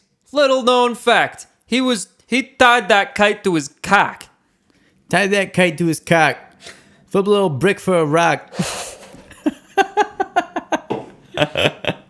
Cook a little brick to a rock. Ben Franklin rapping actually sounds like modern day Pop Smoke. Bro, I would love to hear what Benjamin Franklin's voice sounded like. No, I'm good. Did you ever hear the Yeah, right. recreations of stuff? I want to hear what Ed Sheeran's They grandfather's just voice took a sounded like. pharaoh's larynx and they put it through an audio sequencer pretty much. So they put all of the different frequencies through it to see like how it would sound. What? It's so funny though. Like the sound it makes is like, but you can hear what it sounds like. Here, I'll find it. On my brand new iPhone 12 mini in white, because I thought it looked like a stormtrooper. We don't endorse Apple. We just suggest it. Can I piss in the mic? It's my mic. That would be epic. Wow, epic downfall. Pharaoh. No, let me type Oh in. shit! Yeah, you could go piss. I'll find this. What would a pharaoh I should probably piss somewhere else, right? sound like? Nah, dude, go right there. No, I'm gonna go to the other one. Oh, I got it. And here we got a beautiful ad. Which I don't know what company that was for whatsoever. With their moans, Their groans groans, and their groin sacks screams, and their guttural yawps. Yeah, there it is. Egyptian priest who lived 3,000 years ago.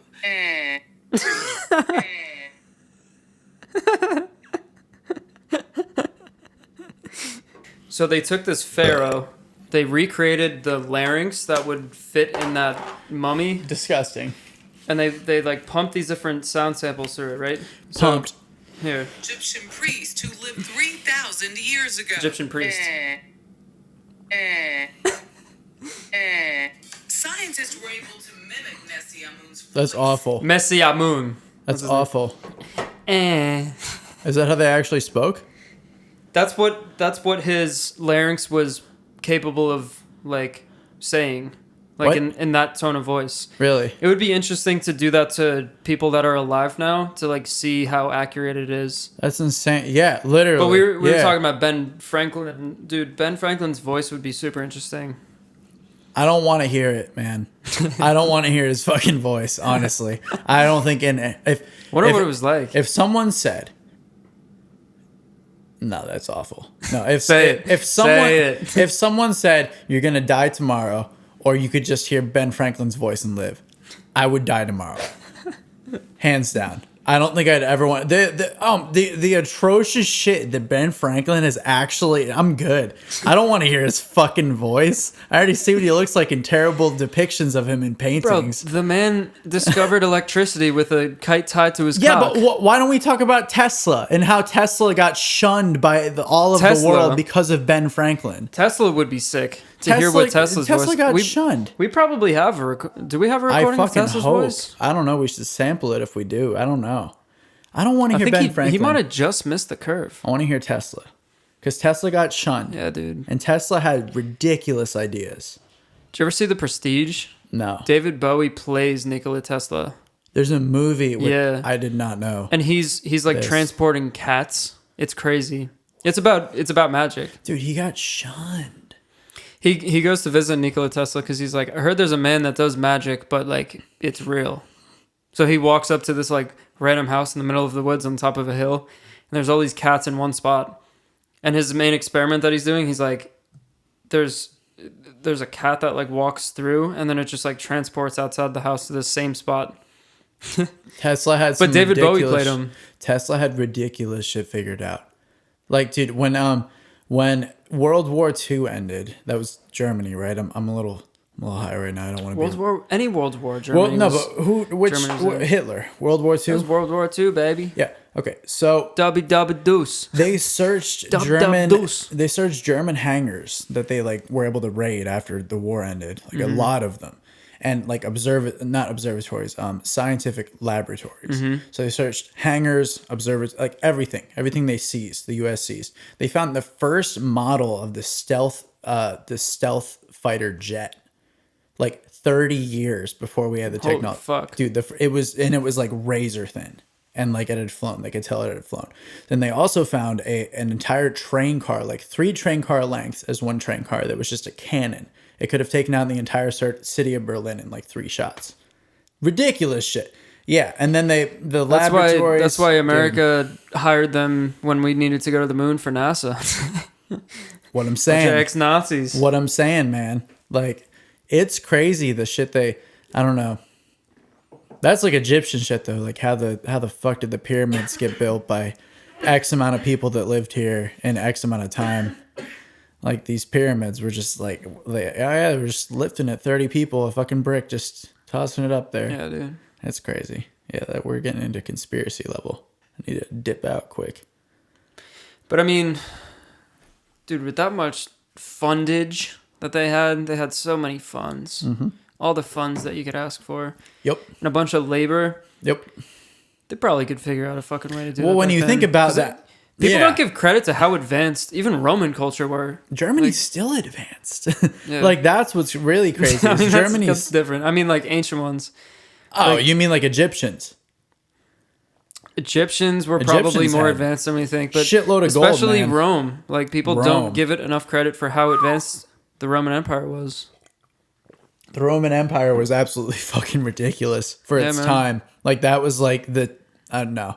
That was like the Tesla of right now, basically, but like on a way there are bigger all of scale. these different like examples in crazy. history where history peaked and then it just disappeared and then it Yeah. came back. Like, for example, It's like boring, but then it's there was I think it was in modern day Peru, there was a city where it was more populated at that time than any city in the entire world. More Really? than all of Europe, more than Really? any of Asia. So that's crazy. they were like 99% wiped out within 20 years or something. Really? And it was just gone. But they were super civilized. They had the biggest fucking city in the globe. Yeah, but think about how that happens. Aliens. Like, I mean, how Aliens. does that just happen, man? Like, honestly, at that, like, how, like, 20 years? That's, like, there were, like, 3 people left or something. Like, yeah. I know what you're talking about, too. You know what boggles my mind too is that there was a lot less people back then. A lot less. Yeah. Well, that's because we... Even when we were born, dude. That just shows how much more people want to fuck, dude. that's all that fucking shows. like rabbits now. That's literally all that fucking shows. It's like, you know, we're just... And there's No, more it's just people. like less people are getting taken out. We've always been fucking. There's a lot more people dying now, I think. No, are you kidding? Dude, You don't think so? the life expectancy in like 4000 no. BC was probably fucking 15. Yeah, literally. Probably was. So it was normal for the pharaoh to be fucking No, like but like that's what... I don't know, but do you think... as you No, can tell, wait, we're wait, both wait, wait, experts wait. on this. Do you think the life expectancy in 1400 would match up to the death toll in modern day? That's what I want to ask. Do you think that would be the real question to ask? Do you think it matches up Well, because of diseases? You shouldn't think because of it based on number because you have to adjust for like the Well, percent of the inflation. population. Well, inflation, Well, technically. inflation's I know it's economic. I'm sorry. yeah, it's but- monetary only. Yeah, I'm sorry, but like the concept of inflation, like I know what you mean. No, you need to look at percent and like when people were dying. Like if 70% of the 16-year-olds didn't make it back then, that's pretty significant of a finding. So well, but if that's their max, that's their expected, like, you know, it would be the median. because then we we also have growth of personality through like society advancing. Like, what Yep. if the people that died Specialization of labor, industrial revolution, at sweatshops? that place down the block that they give you an IV when you're hungover. You're kidding, right? I'm not kidding. It's No. right where I used to live. It's like No. it's probably like 1204 An IV? Carson Street, An East IV. Carson. Yeah, dude. I think it's called IV or like drip. And it's so fake fancy. It used to be No. a custom teas No. place, and now it's like a drip. Wait, that You're place. supposed to go there when you're hungover and get an IV and then go to work. There's always people in there. They have like the token like receptionist just in the window right on the sidewalk, just like in this beautiful like postmodern desk with a Mac. And And then they have like fake plants and shit, and then they have beds behind it.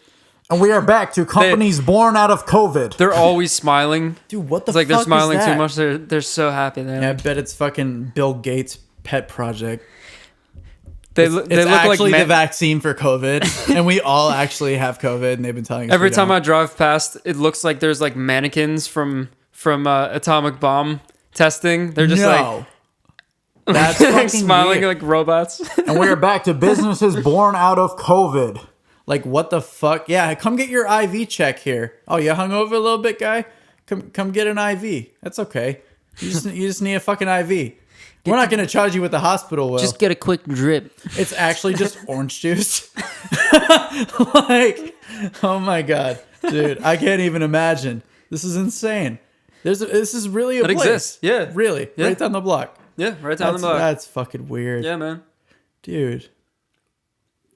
That's insane. How much is it? Fuck if I know. I'm not getting that Who shit. the fuck goes? What type of demographic are They these must guys be targeting? getting people because they've Let's think stayed about their open demographic. for 6 months. What's their demographic?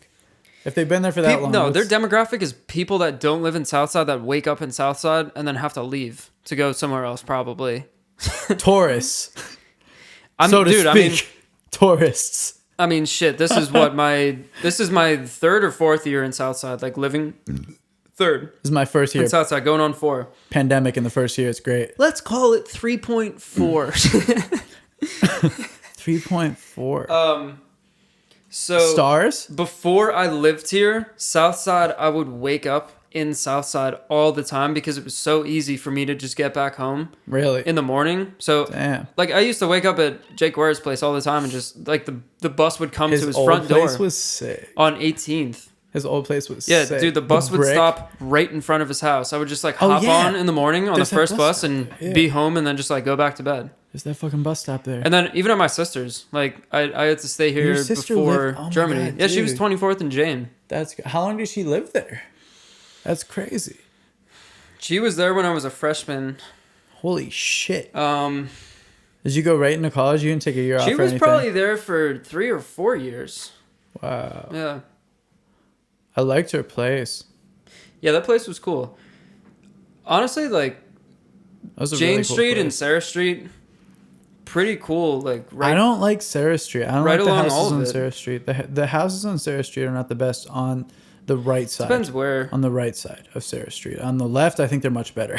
It's very different. Coming from where, like towards Carson or Like away? if you're going towards Target at the waterfront, you're going down Sarah Street. The houses on the right, I think, are much less nice than the houses on the left for the majority of the street. I would say. It depends, because like this block, there's only houses on the right, and then there's Well, yeah, an this elementary block. school. No, I think the Yeah. majority. Are you on Sarah Street? You are. Yeah.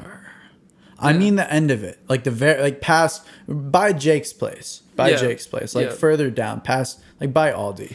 But also on the right, there's another neighborhood. The other place we were actually going to move into was tucked away, like over this way. On Sarah Street? No. Where was it? So where you can meet, like Sarah Street kind of just continues over, and then you could turn and Yeah. go up like towards that get-go. It dumps you out right at that get-go. Literally, yeah. It dumps you out. It before does. before you reach that like entrance, kind of. Yeah.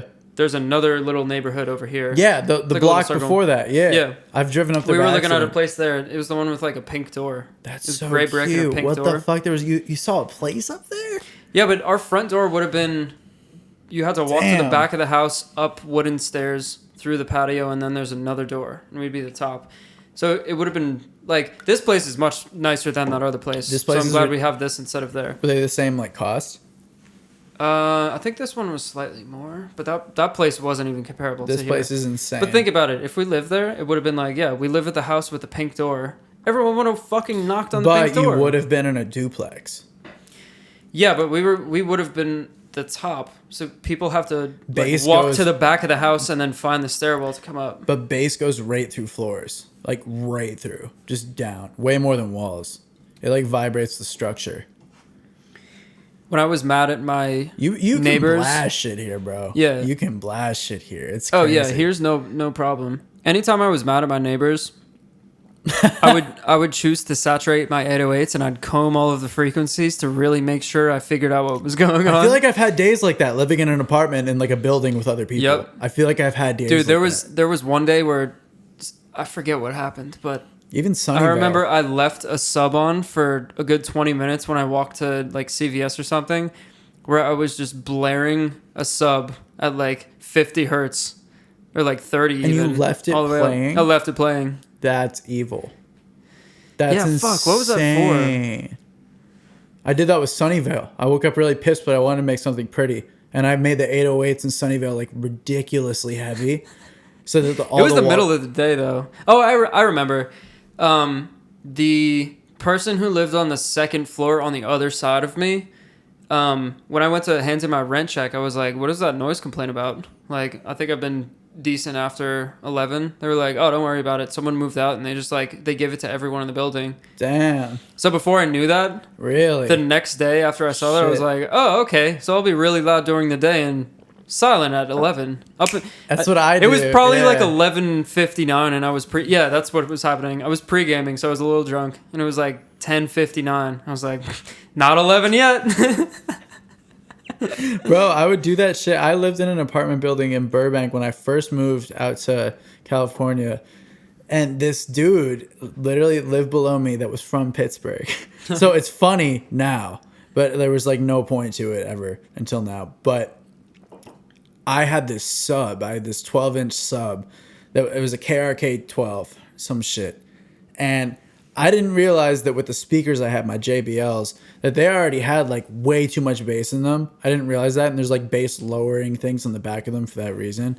So I would just blare. I would be making just beats on like the top. I had a 2-story. I think I just clipped. I had a 2-story like loft. It was a 1-story house with a fucking loft, so they call it a 2-story loft, which is just deceiving. But I had my entire studio set up on this loft because I was like, all right, well, the bass is going to have to go through a bunch of shit then before it gets to this dude's house. I would make shit so quietly with this sub on, but like I make beats.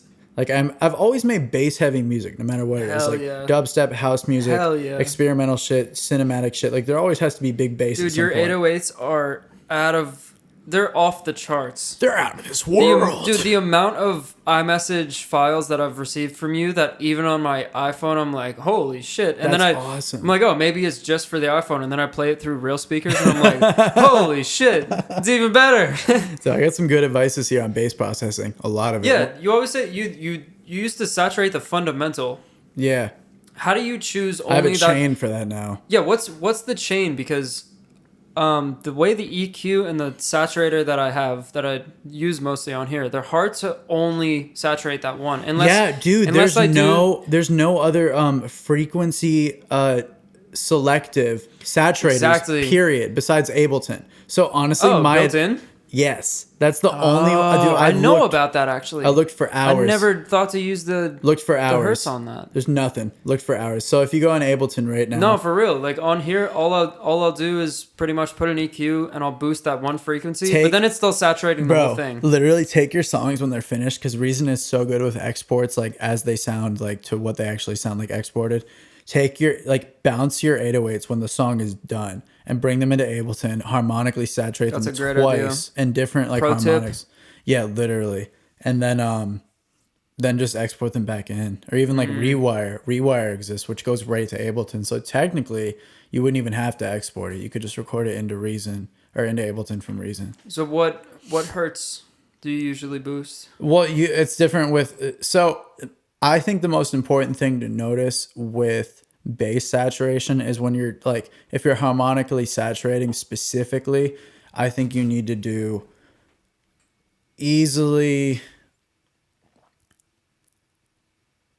you need to find the note, and that's why I say the end of the song, because I won't do this unless I produce the beat with a saturator on it, which that's just different. Right. But are we talking 50, the lowest, or no? You want to find 200. You want to find the final song. You want to find the note of the bass that there might be a note of the bass that's supposed to hit really hard and it doesn't. So you would think you would go to that, but I feel I usually go to 1K just to if the bass isn't loud enough. I feel you should just find the note. That's the presence. 1K is presence. Well, yeah, but that's also kick drum for grossness. Sure. So it's a cheat code that you need to know how to use. If you have an 808, literally. If you have an 808 and there's a kick built into it and you saturate that, then it'll just fuck everything up. I was about to ask. Once you find the fundamental, say it's 70, you boost 70. No, dude, I usually here's the thing. 140, you might put some up.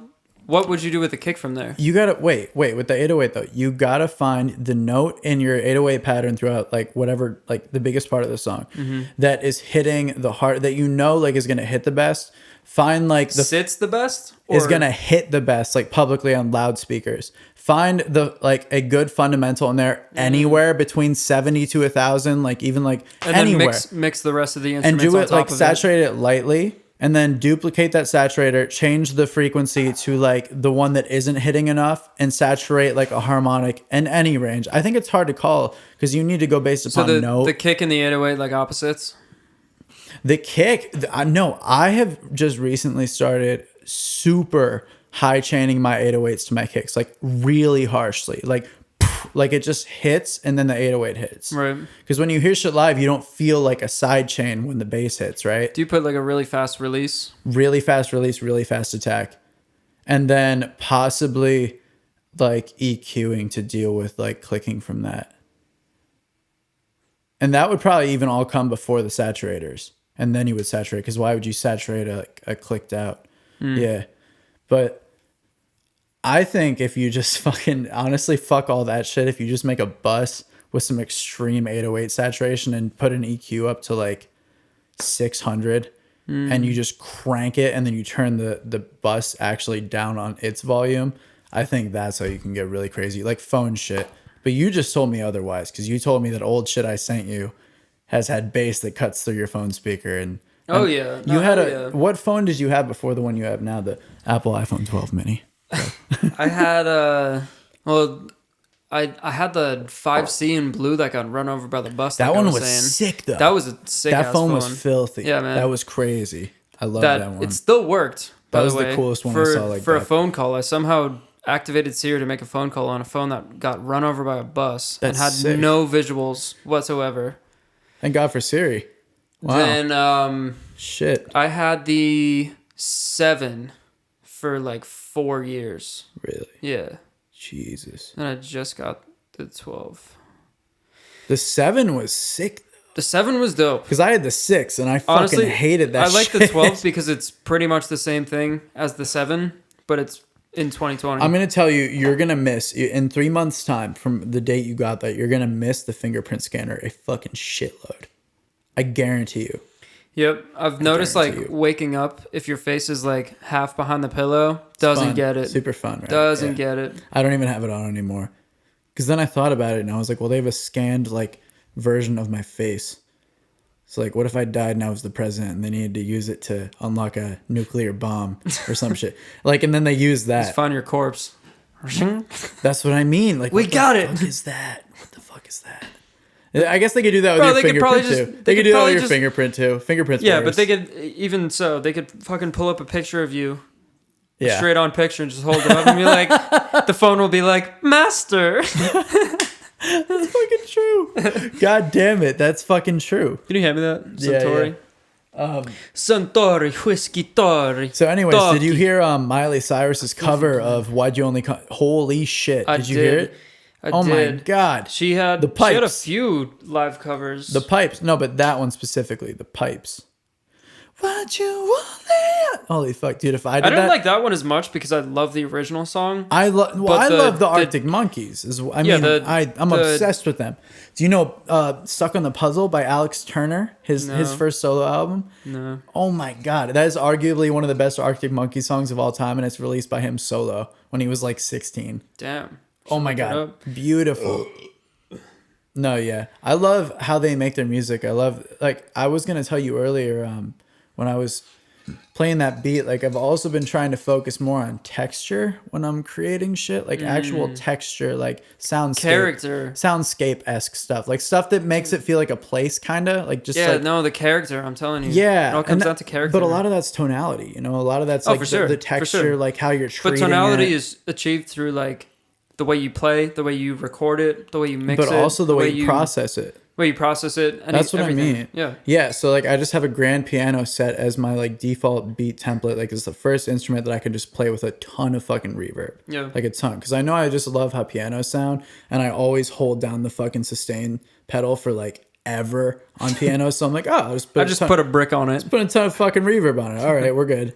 So then I'll just like play shit, and if I don't like, I don't know. There's this theory that if you can't play something on piano and it's catchy, then it's probably not catchy. Is the way I would put it. It's Yeah. definitely not quoted how the actual saying goes, but I feel like if you're playing chords on a piano and they don't sound the best to you, like you personally don't fuck with them, and then you play them on like a superb sounding pluck and a synth, it could be a whole different reaction. And that's not But like even one is so, if you have a random sound that happens because you're using some sort of effect on like a guitar, a bass, anything, accidents, a happy saxophone. accidents. Yeah, that weird thing that happens because of the things it almost can't handle as the medium. Like if overdrive. If you morph that to a strange place, then you might not be able to play it on piano. You know, like that's why people use different instruments and they all have their own thing. Yeah. You know? But like I feel like, so like if I wake up and I just want to play something on the piano, like if I play something immediately that I don't like, I'm gonna know instantly how to move in a different direction. Yeah. So like if I could just sit down, open Ableton up, and then it's just immediately a grand piano with a lot of reverb. Piano melodies are easily recognizable. Yeah, and things that would work on a piano are I make like easily poppy shit recognizable. too. I make poppy shit a Yeah. lot by No, yeah, accident, yeah. by Yeah. complete fucking accident. And then like, I don't know. Yeah. So then if you can I just don't even know what I make. texture wise though, think What about do it. I make? What do you make? Yeah, what do I make? Wait. Let me finish it in 2 sentences. Texture wise though, if you make something you like on a piano, you can bring it to a different synth and get the actual tonality for the song Yeah, you're the making. character. That's what I'm. Yes, The character. Yeah, and then I'll even like to replay it. But like once you capture that Yeah, that, it's much easier to move from a piano to a synth than it is from a synth to a piano. Yeah. I will say. But I think you make some kind of Yeah, what experimental do I indie make? music. I think you make experimental indie music after all is said and done. After But everything both I've heard. both of those only describe the way I make it and No, the size. That's how I hear it. I feel like you Because Tame Impala, would you call him indie? Yeah, I I'd would- call him indie, no, depending no, upon like I how would many not. fans he has on I would Spotify. not. I would not. Yeah, because he's a fucking Psych headliner. Psych rock. I would call him psych rock. That's it. But I which- know he's. when he was first starting. I like, mean, real. He would be experimental indie, right? No, because all that shit was pretty from when they started. I don't think it was even experimental. I wouldn't even go that far. I would say the techniques, yeah, I guess a little, but there was definitely people doing more experimental shit at that time that weren't getting as much credit. So it's hard for me to call it. I don't know. I like experimental shit. I don't know. That could even be like a slight, I guess, calling it experimental, but I think Tame Impala from the jump was like pop indie just from the jump, and they Yeah. kind of defined what that was.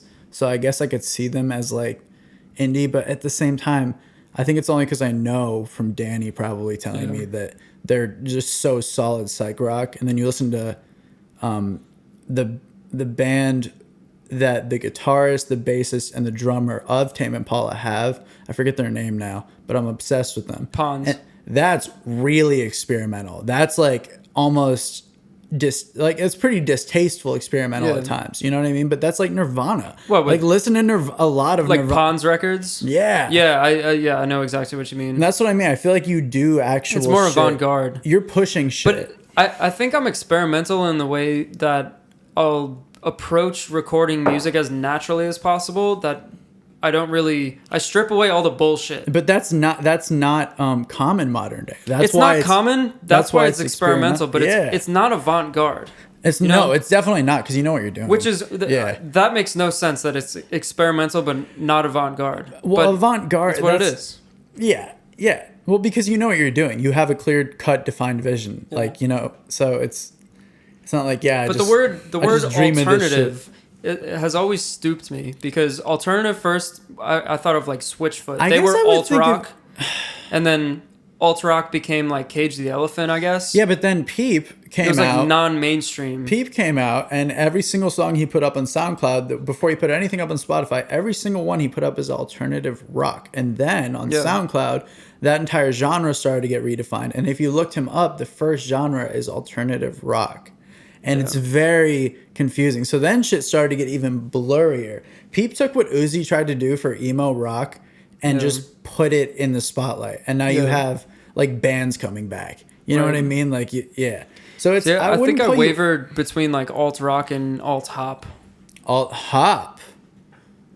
Well, Should I call it that instead of dream hop? I think the best Alt answer to your question in reality of what do you make is probably the best genre name you could think of, because you already have an understanding of all the influences you take. So I couldn't even thinking That's about why I it. said dream hop, but I think dream hop is a thing particular. though. Dream hop is actually a thing. I I believe. know, and it's not exactly. Yeah, exactly. It's not exactly. See, we are what- both aware that dream hop is a thing. Then It's more like alt hop, alt rock, depending upon what you project need, it is. You need a killer term. You're I need a super killer creative. term, but also the A descriptive term. the nature of how I make music is, I'll have one project that might be a rude rap album. The next one be like all instrumental. Wait, that's actually what I'm doing. I'm just kidding. But then, and then dream rock is a thing. but then I too. also want to be able to do like if I put out a jazz one, that should fall under the same umbrella name as the rest. Well, Like, that's what I mean, and that's what. Hold up. tap, Let me back up. Cheers. I think you, like, the answer to your question would be you would be the one to better figure out what, like, because you're really creative and you're quick thinking. So I feel like you could think of something that, like Peep, a lot of people, like underground people, started calling his shit punk trap. And I thought that was fucking crazy because I was like, that sounds ridiculous. That sounds like what 303 tried to do in like 2009. But like it didn't exactly work out. They were like punk pop. Yeah, and now 303 is working with 100 gecs and hyperpop, and it just makes sense. Like, that's what I'm saying, though. Like, you're at a better time modern day than any other time we've ever been through music, that you could just coin your own genre term and, like, put it out there, and it'll just catch. If it's good. Your music is crazy. No, I mean, if the name is good. But if you... Well, yeah, that's what I mean. The name of the genre. Yeah, you have to think... You're creative, though. That's what I mean. Like, I feel like you could easily think of... Like, I don't know, because do you want to be tied down to any single genre? Do you want to just make whatever the fuck you want at all times? That's the whole point of the genre I'm trying to name. I feel like I'm constantly trying to... It's music, but it doesn't matter if you know music or not. Like, music. Like, I tweeted... am I drinking ice? Did you pour anything? No, that's just melted ice, brother. We cheered. We don't. Why did you let me do that? I thought you poured it. No. Here, I'll pour you some. Fuck? How do you like this? I like it a lot. I want to taste what this would be like in that cocktail I've been making with the lemon and the honey. You can do it if you want. I do have lemon and I do have honey. Wait, I ran out of honey and I tried to make it with simple syrup. Don't do it. It's horrible. Why would you ever do it? So different. Do you have actual sugar at your house? Yeah. Why didn't you just boil it with water and make it? I did. That's what simple syrup is. Oh, I thought you were saying you had simple syrup and instead you chose to use that over sugar. No. Okay. No. All right. No, actual cheers. No, you just boil some sugar and some water. Wait, so I think Just put it in the microwave too, honestly. That's I would do with the honey. what would you say I make, actually, to double back on you? I think you make like, out of everything you've heard, even if it's not out. I like the word punk. I think that's a good like visual representation of the brand you're looking for. Yeah. And you teeter between, like, you could what about punk pop? Your brand to me isn't just like the Hazel Effect Spotify. Yeah. It's also the beats that you've made over the span of your time. Yeah, yeah. So it's crazy because you have like the trap production with rock aspirations with a punk attitude. I don't know what I'd call that, but that's what it is. It's like that trifecta. Yeah, literally. You should just call it trifecta. But then there's cinematic shit too. And then like that's where the trap thing even came to be, is that I was listening to Future and like cinematic bands for years. And then I was like, wait, why don't I make cinematic shit? I was in orchestra. I played violin. And it wasn't because I was in orchestra and played violin. It was because I listened to cinematic shit and Future for like 6 years. And then all of a sudden I was like, wait. Cinematic and Future. But then... That'd be a great name, Cinematic Future. Cinematic. If I'm in a jazz band when I'm like 70, I'm going to name it Cinematic Future. But like hyperpop. See, that's a genre that came from like out of nowhere. Hyperpop. Yeah. And it actually sounds like what it is. Yeah, that's a catchy name. That's what that's what I'm saying. Exactly what I'm saying. Is if you personally can just sit down one day, meditate for 6 hours straight. No, just sit down and just think about like what you actually make. You know, I feel like you could think of some. But it's hard because it has to encapsulate so many different vibes. That's not hard though. Yeah. Because you already know what those vibes are because you are the one. You know what I mean? Yeah. If you wrote me a mood board, I could easily come up with some ideas. That'd be fun. Bro, my mood board is the nonsense I have in this iTunes. I think of brand names like all day by accident. I feel like I'm like washing dishes. Dude, I'm like, if you and I put together all of the unreleased projects that we have on our computers, how many gigabytes do you think it would be? Think about this. What if you and I, all the unreleased shit we have, we put it out under a Spotify that we didn't... No, think about it. We named it something completely ridiculous, like random, whatever the fuck. And we just, every week, put out a new thing. And we didn't promote it anywhere. We didn't tell a single person, and we were the only two that knew about it. Be a good experiment. What if it just started to pop off? I probably would, bro. That would be a crazy experiment. People like consistency over anything. So, like, if you're just tossing it, if you're just tossing them meatballs they're gonna find them. And if you're just tossing like random shit at them constantly, and you have good branding that they get, like, if it's easy for them to be a fan of you, they're fucking in, brother. Like, yeah, let's get. Yeah, but what if you didn't have any branding at all? What if you just had a random, like, ludicrous? If you made the lack of branding your brands, then there you go. That's what's fucked. That's already a thing. It comes down to people being able to be a fan of you. You need to make it easy for people to be fans of you. Like, that's what I'm trying to work more towards. Because you have to build it up a little. Like, some people figure out how to have like a fucking jump start into it. Usually they sign some whack ass deal where someone's like, "Oh, we're gonna make you a big star. We're gonna make you a big star." They have communicative access to PowerPoint and Photoshop, not PowerPoint. Or they blackmail people that they knew through Jeff Epstein. One of the things they told us at Icon the most is that literally, like, they would say this after classes and before classes, but like they wouldn't teach this, but they would say like it's very easy to get caught up and loving the idea of your brand and just making a brand and like loving every aspect of it, the colorways, like everything about it. And then you go to launch it and you don't have any content, and then you go to make content and you're like, how do I make this fit with the brand?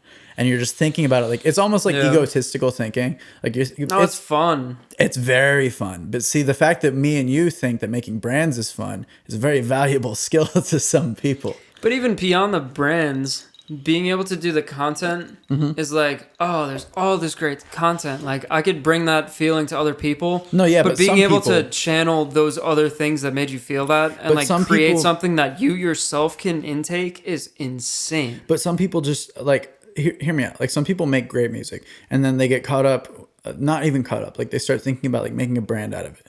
And they don't just roll with like their gut. They don't just go with like all the intuitive calls to it. They just like formulate it, you know, and like go off of what other people think a lot and like, I don't know, whatever it is. Right. And they get this amazing brand and then their music doesn't fit with it. So they're like, let me make stuff that fits the brand. And then like, it's like you need a stronger mind, I feel like, to even like go into it. So the fact that you're at a point, what I'm trying to say is the fact that you're at the point where you already have like tons of fucking music out. Like and now you're like, what do I call this? That is the best place. No, I've been saying that the entire time. But that's the best place to be at, is the entire time. For you didn't like decide beforehand, like this is what, and that's why you've changed names a bunch. And then like, how could we nail you down to a genre? I mean, honestly, it's like I was saying before, the proof of concept. Yeah. Concept. Concept. The proof of concept. For those of y'all that are listening, like, you're kind of just like seeing what would happen if you tried something, you know? And sometimes it works, sometimes it doesn't. But dude, I try to bring that into each thing that I add to, whether it's music, a video, fucking anything.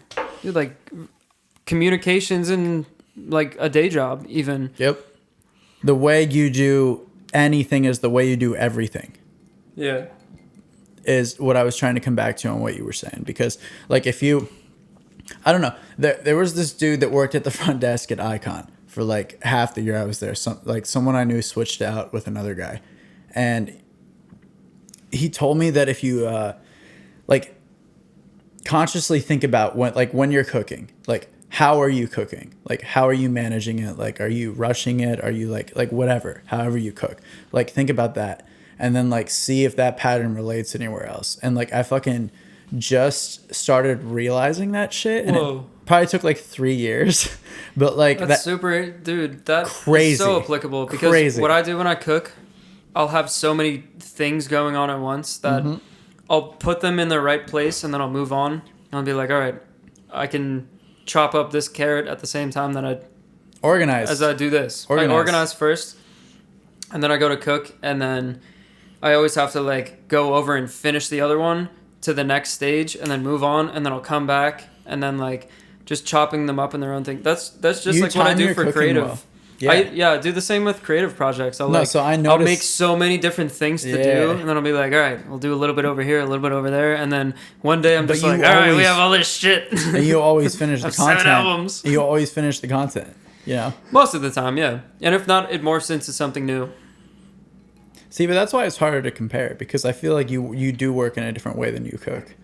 Because I've seen. Well, it doesn't necessarily mean I've released all of the finished ones. Yeah, it you know? literally doesn't. Yeah, it's not like directly. Yeah, like drawn but from it. I still got it in the stockpile. But that's why I feel like the way you do anything is the way you do everything, because anything is like obviously something of so lesser. true. Yeah, it's wild. That's a great proxy to see, like cooking versus production. That's a great proxy. But even cooking versus the way you hang out with people, like cooking versus the way that you are in public. You know, like just the way you do things. The way you shower. The way you shower is indifferent from anything ever. There's nothing relatable to no way. You just randomly want to sing bar soap. You just randomly. You're a pedophile. Use bar soap. Fuck you, bro. I just got back on the bar soap. Actually, it's way better for your skin. Way better. Way better. Dude, I used to use that all the time growing up, Same. and then I switched to shower gel. Literally, fucking did not same. do me any Shower favors. gel sucks. Yeah, same. Those same. like sugar scrubs and bar soap. Sugar scrubs That's are all you gas. need. So good. You have sugar scrubs. So Bro. this girl from she went to Pitt, and then she was on Shark Tank. She made a sugar scrub for eczema because nothing that she bought worked for her. My So sister she has just like eczema. made one, I and told her to then get this she shit. before she knew it, everyone with eczema that she knew was like, "Can you make me that?" And she started selling them. And she went on Shark Tank and like made this huge company, right? And she came to my intro to marketing class and like spoke because she went to Pitt, and it was dope because she was like, That's "Yeah, insane." like that kind of opened my mind to like, oh, maybe like all the chemicals I've been using to clean my face especially have just been doing me the opposite of what I'm trying to do." Do you know anything about deodorant? I've used it. What deodorant do you use? So I used to hate the gel, but then I used the dry solid, and then I got all that shit in my shirt and like all great, stuck right? up there. It's awesome. So then I went back to the gel, but I've always been Just using shave your Old armpits, Spice. dude. Just shave your fucking No, armpits. fuck that. Then you get more sweaty. Everyone that I know that did that was But like, you'll "Oh, I also sweat wear way less more." clothing. You'll wear less clothing then too. So Nah, I'm good. No, but wait. I just use So- Old Spice for real. So there's this. Makes me smell There's nice. this thing called aluminum zirconium or some shit, and so it's the main ingredient in deodorant. It's what really does the job, but it's aluminum. So you're putting Methylchloroisothione. you're putting aluminum into your pores, and it's literally blocking your sweat glands from sweating at all. Methylchlorolysodiazolinin. So it's cancerous. A lot of people It's a carcinogen. A lot of people get underarm cancer and are now getting it from Sick. like deodorants like that. Yeah. So then I got bad news, buddy. I got cancer. So then, oh my god, where? My armpit. dude, it'll go right to your heart. That's the thing. It's right there. Right to That's what's crazy. right to your no, dude. vital So organs. so I hear this shit and I'm like, oh fuck, I gotta get aluminum free deodorant. So I get one. All right.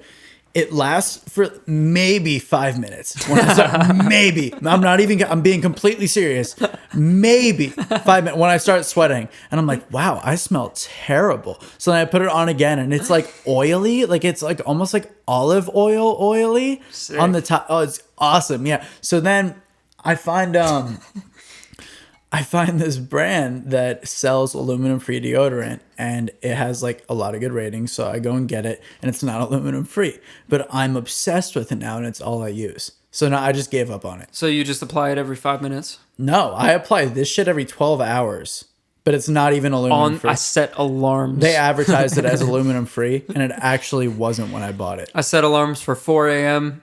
I wake up, I apply my deodorant, No. and then again at 4 p.m. I don't need to apply it again until 12 hours is up. And if by that time I'm sleeping, I'm not going to fucking apply it. The fuck? I gotta set up this vinyl player in here, man. Yeah? I gotta set it up. That's a priority. I got to set it up. For real, I really need to set I up gotta this set vinyl it player up. because if I have that set up in easy access, I could just pull one of these off the wall, See, dude. slow it down, play a 45 at 33. This is how I think. See, I have my whole Steal a mixing snare board. from it. I have a Ooh. whole mixing board at my house, right? And then I have one of those. I have a Focusrite 2-channel. And the issue is that this fucking vinyl player I have has a red, white out, and it's like this long. It's like this fucking long. Me too. Like probably maybe a foot in length. Same. And I have it all set up in the perfect looking area, just great use, like ease of use, except the cord is this long. And I'm like, fuck, I just set all this up and I forgot that this cord is this long. You need an extender cord. Yeah, but I already have like 2 cords running over to that side of the room. So if I do any more, it'll just I look want to run tacky. back. No. Honestly, the perfect studio would be You should see Like, my setup now. this You haven't setup even seen over it. here, plus having kind of like a circle around you where you just have like more and more stations. Yep. So you could just wheel over to the vinyl player. Yeah. Ooh. Well, think about it. If you had a studio with 3, what are they called? Like those big ass keyboard holders. They can hold like 3 keyboards at a time. Imagine you had like a big circular studio, like not tiny, like a big circular studio, and you had like a ton of them set up and like a Honestly, modular. for me, even before the keyboards, I would have a separate room to store amps and drums. For that's sure. soundproof. No, for sure. And then I could play guitar in the other room with the pedals. Yeah. With like all of the other shit. So I Yeah. could play in here That'd with be the sick. pedals and then all of the sounds in a soundproof thing. That'd and I be could record drums in there. crazy. Yeah. Yeah. Well, and then like a That's- vocal booth. Yeah, but I mean the main room. I mean the main room. Even beyond the vocal booth, that I would choose that over a vocal booth. But the main Having room. a loud room, that's what I need. I need a loud room. The main room, though, you're gonna have a bunch of those keyboard racks. Let's say set up a modular synth or 2, like some crazy, would be sick, yeah. crazy shit, like an Oberheim, like a big ass synth, Rhodes. maybe. Yeah, whatever you wanted along like the the walls. of Rhodes it. in the live room through the guitar amp. You would do. Think about it though. You wouldn't even be sitting down if you had that much shit at your access at all times. Maybe at this point, when you have attained all this shit and made the money to get it, you wouldn't treat it the same. But I feel like if you Listen, had that, I play accessible- drums. I have to sit down. Okay. but if you had that accessible to you, then you wouldn't even be concerned about sliding over on a chair to a synth. You would be standing at all times because your energy would just be through the fucking roof because you had access to so much shit. You know, and it was all plugged in, routed up correctly. You Yeah. could just hit record and just play anything you wanted, or Being go in the able to drum sit room. would be tight though. Well, yeah, for sure. But like, I feel like you'd be so excited for all of that shit that you wouldn't even sit most of the time. Being able to sit would definitely be important. I mean, you need your desk, your computer, like, you need that. But Did you ever see the there was some like opera singer that The Simpsons based an episode on where like he can only sing but while laying down? no, I wonder if there's anything to that. I didn't like The Simpsons until like last year.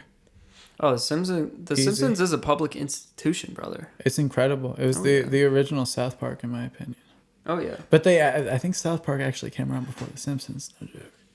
I think they have less content though. The Simpsons has like what 40 episodes a fucking season, something crazy. So much, dude. They it's have crazy. so many episodes. Yeah, that's smart to do it that way. I've definitely never seen every episode. There's way too many. Do you ever read? I used to read the comics. I have so There's many Simpsons comics? comics. Oh yeah. Oh yeah. You have Simpsons comics. Yeah, dude. I was obsessed with the Simpsons comics. you. I have so many. On you. In Moscow, but yeah, they're in a nice little Damn. organizer. In an organizer, I had Yu-Gi-Oh cards in I had organizers. hella Yu-Gi-Oh. Four- I do have Yu-Gi-Oh cards here. 4 books of Yu-Gi-Oh cards in Oh hell yeah! organizers. I had a big binder. Accidentally 3-ring sold binder, them. baby. Accidentally sold them at a garage sale. Sick. And now, if I think back on it, all of them were in pristine condition. I had some pretty fucking crazy cards, and I just sold them at garage sales. This book is for $20. So I was like, no, I fucking hate Yu-Gi-Oh. That shit's stupid. And if I just Yeah. gave them to my mom and she put them in the attic or something, now I probably could have sold them for like so much fucking money.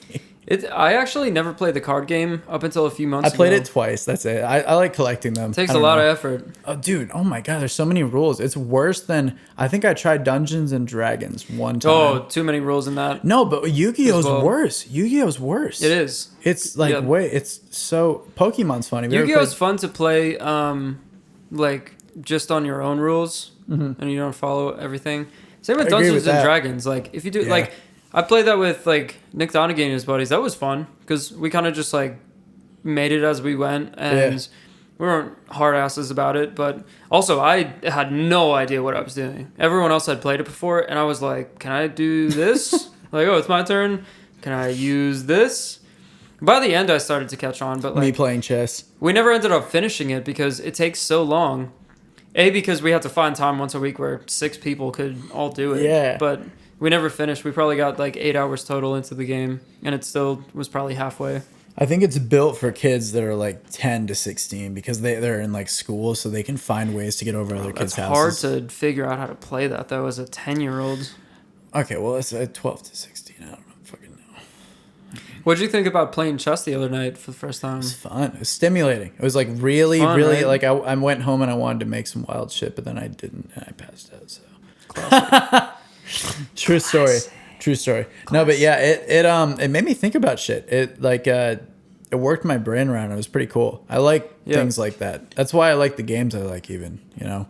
Yeah, chess is awesome because you could approach it so many different ways. It's kind of like golf, honestly. I love golf for that You need reason. a lot of patience. Yeah. It's all about I mean, golf is technique more, whereas chess is more like analyzing a number of different possibilities in real time and then choosing one of them and then Literally. like holding everything in your mind. Well, that is You have to kinda think- like golf, If you though. could think about 64 things at once, you'll be good at chess. See, but I have If you think ADD, about so 64 things as you golf, you will be the worst golfer. I wake up. That's where they and differ. I'm thinking about 64 things. You know, I have like clinical horrible ADD. golfer. No, I'm not though.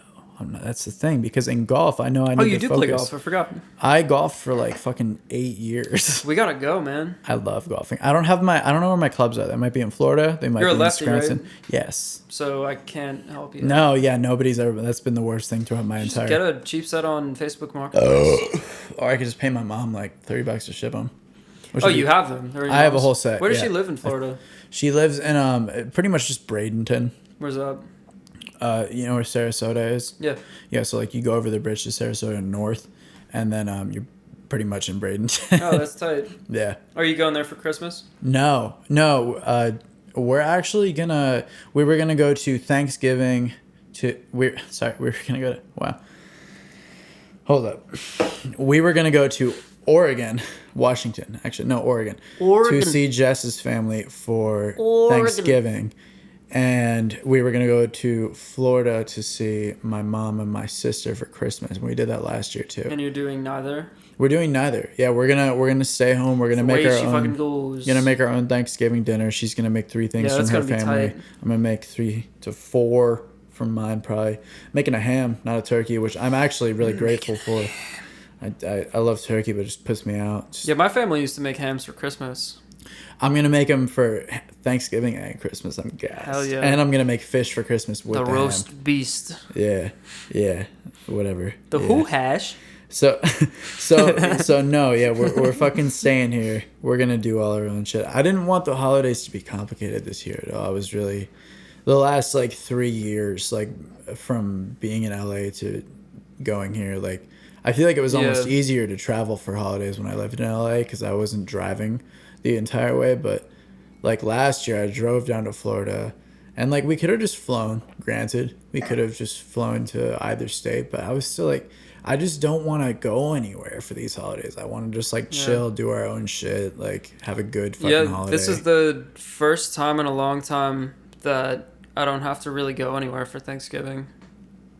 And it's going to be the first year that for Christmas I don't drive into Queens. Yeah, It's my literally your grandma's. entire life then, right? Yeah, That's I'm insane. going to bring back the Chinese checkers and get a 6-person game going. Yeah. Because there's going to be 6 people in my house on Christmas. I'm trying to play every single person, all 5 of them. Bro, in that's chess. gonna be dumb. You should play. Oh, I thought you meant Chinese checkers. No, I was- both. I'm going to try to get a 6-person game going, 2. but then also play everyone in chess. Dude, I think. If I get a above 50 record, I think I'll be good. I think I'm safe with my sisters because I don't know how much they. I think I played them both back in the day, but I've been practicing chess, so they're fucked. And then my mom, we used to be like 50-50 back in the day, but again, sorry mom, you don't really stand a chance at this point. But That's amazing. I feel like I'm definitely not going to win against my Are dad. you actually that much better than her now? No, she's probably going to win too. I'm just trying to talk shit because my mom and I will probably be like an even game. Hopefully my training will will prove worthy. For the past like honestly month or so I've been playing chess like on my phone. Bro, Joe and I have been playing chess for like when I got my new phone, we had to pause because I tried to play it on my new phone and it said, you have to finish this game on your old phone. This is to prevent cheating. We were like, what the fuck? So I have to What? charge back up my other phone and like finish the game. But we were playing that game for 9 days before then. So it's paused on day 9. Dude, what? Dude, Joe and I's chess game, this one, might be the tightest chess game that I've ever played in my life. So we need to get the charger for this one phone for the right ages. fucking now. It's plugged in upstairs. It better be. I'll go do my next move. Fucking better be. Shit. Yeah, chess is tight though. It's really hard. It's the world's hardest game, some people say, but they haven't tried to play a trumpet. Do you like rapping more or singing more? Singing. Playing guitar. But Playing like, drums. what if? Like, what about like melodic rapping versus singing? I really like recording multiple takes on top of each other and singing. It doesn't work as well for rap. Rap, you have to strip them down more. melodic rapping. Same. Like melodic rapping, it's harder to add more on top. Like Singing, you could add like, bro, Freddie Mercury added like 120 takes on top of each other for Bohemian Rhapsody during his singing part. You could do that But as the much as you want for singing. The differentiating factor is solely cadence. Yeah. So like, But then you have to I line spent them a all J on up. my coat. I spent Yeah, a J but on some if you have blow. 128 voices going, how about a jam my coat? It's going to sound different than being like, Figaro! Well, yeah, true. I am just a bobo, nobody But loves there's me. a lot of indie bands just a though. bobo. There's a lot of indie bands though that use rap cadences, and it would technically be considered rap. Yeah, oh, for sure. So that's what's hard. It's like, I mean, still a lot of rap parts I try to use multiple layers. Like Lost and Founds is a good example. That's singing, rapping put together with a lot of layers. So just tell me what you're doing. I gave you a long time. yeah. I can't find a reason to give it up right now. I'll be by See, the that's river, melodic just rapping. crying out my mind. Exactly. But you Yeah. melodic rap a lot then. So you would still say singing over that. I like putting my voice over things, but Yeah. more so I like building the environments in the first place. I like So singing way more than rapping. whether that be through any instrument, a voice, or like production, Yeah. it's tight to have nothing and then something, like a blank file, and they're Yeah. like, oh yeah, like this exists now. Dude, I feel It's just like if picking up a guitar even and just like playing something Yeah. for a second. It's so alleviating. expressing. Yeah. It's literally expressing. Yeah, I mean, I don't even think about expressing anything. I'm almost that's just what like it is, the though. opposite of expressing. I'm like, I don't want to express any of this to anything else, so I'm But just that's gonna what play it- this instead. That's what it is. That's Yeah. But that is expressing in and of itself then. Yeah. Yeah. I've never meant to express anything, honestly. Well, you don't ever approach for it like music. that because you don't think about it like that. Yeah, I never really approached it like I've something. You're to just making say. shit. Yeah, I'm just like You're just this having is fun with the shit. Like, literally. more so. It's just like, what do I feel like doing? I'm gonna pick up that guitar and play something real quick, and it's probably gonna be dope. So See, should I probably feel like- record it, and then some of them, after I listen to it, I'm like, all right, that actually was dope. Or other times I'm like, all right, that wasn't dope. Even other times I force myself where I'm like, I don't really feel like making something, but why don't I just put these things together? And then it turns out like really well or not well at all. And that's See, the game. It's I- just fun to go about spending your time doing that. I train myself in the things I like to the point that I know if I randomly hop in 3 months later, I'll be able to make something I like. Yeah. So I'll do that for a minute. Yeah, if I'll you, like if you learn get good new at shit. doing it. I'll take periods where I just like learn new shit. I don't make Yeah. anything. Like the whole month of August this year, not a single beat exported, not one. If you go on like my monthly export folder, not one for August, nothing. I feel like if I looked in my files right now, I would find an export of your voice in August. No beats. I did not make a. Interesting. Yeah, I know. Yeah. No, I definitely recorded shit in August. I would have gone insane. About to not wager doing- you something. Wait. So, like, literally, I will just take periods of time where I'm just learning new shit. So I'll just learn a ton of new shit. I just do shit like sectionally by ear, pretty much. I never know when it is. It just like happens. It's probably around the same time if I really went back and thought about it. But I'll just take times where I like learn a bunch of new shit, like production wise, musically, like mixing, everything I currently want to get enhanced upon, and then I'll come back to it and I'll start making shit. And like probably like 4 months later, I'll start making shit based upon all of that. So then, like, when I get to that point, I pretty much know that I don't have to stress it. So I'll just go into making new music when I feel like I want to, and I'll occupy my other time with other music related things that aren't like direct. Right. You know, like making a website, or I mean, you could say mixing someone else's music is direct, but in my opinion, I do not No, think it is. necessary evils come. Yeah, so then that's why I feel like I've tried to attain that, just making shit out of expression, because it's always like something super necessary for me to express, Yeah. and then I'll go to And music. it's important to bring that same attitude into the other, as I call them, like necessary evils. They're not really evil by nature. True. It's just like, oh yeah, this is something I have to do if I want this song to become an actual song. Yeah. But if you carry that same attitude into those, Yeah. and you're like, all right, I'll type up the lyrics. Like I'll make this as fun That's as it why was I to do make this that beat like in the that. first place. Yeah. Yeah. Okay. Yeah. Did you ever play? I have a checklist now of like Rap Genius, YouTube Visualizer, Instagram, like checklist on the wall. So wait, you're a lefty. Have you Yeah. ever played a lefty drum set? No, so here's the funny thing is Did you ever that played open? I play guitar righty. So here's the funny thing is that I write lefty, I golf lefty, I play drums properly righty. on a lefty drum set. I don't want to, because that's what I was trying to say is the majority of things I think I learned way more right-handed than I learned like I know how to write, which is like a basic thing to know, like you should know it for human life modern day, but like the only other thing I know how to do left-handed is like golf and play baseball.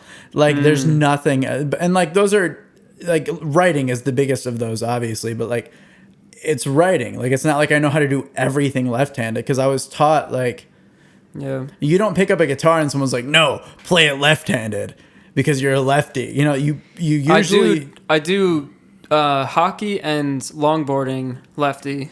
I do longboarding lefty too, actually. Yeah. Yeah, and skateboarding. So that's another thing, I guess. And skateboarding, yeah, that's what I meant. Yeah. I don't own a skateboard though. Well, I don't know how to. Neither do I.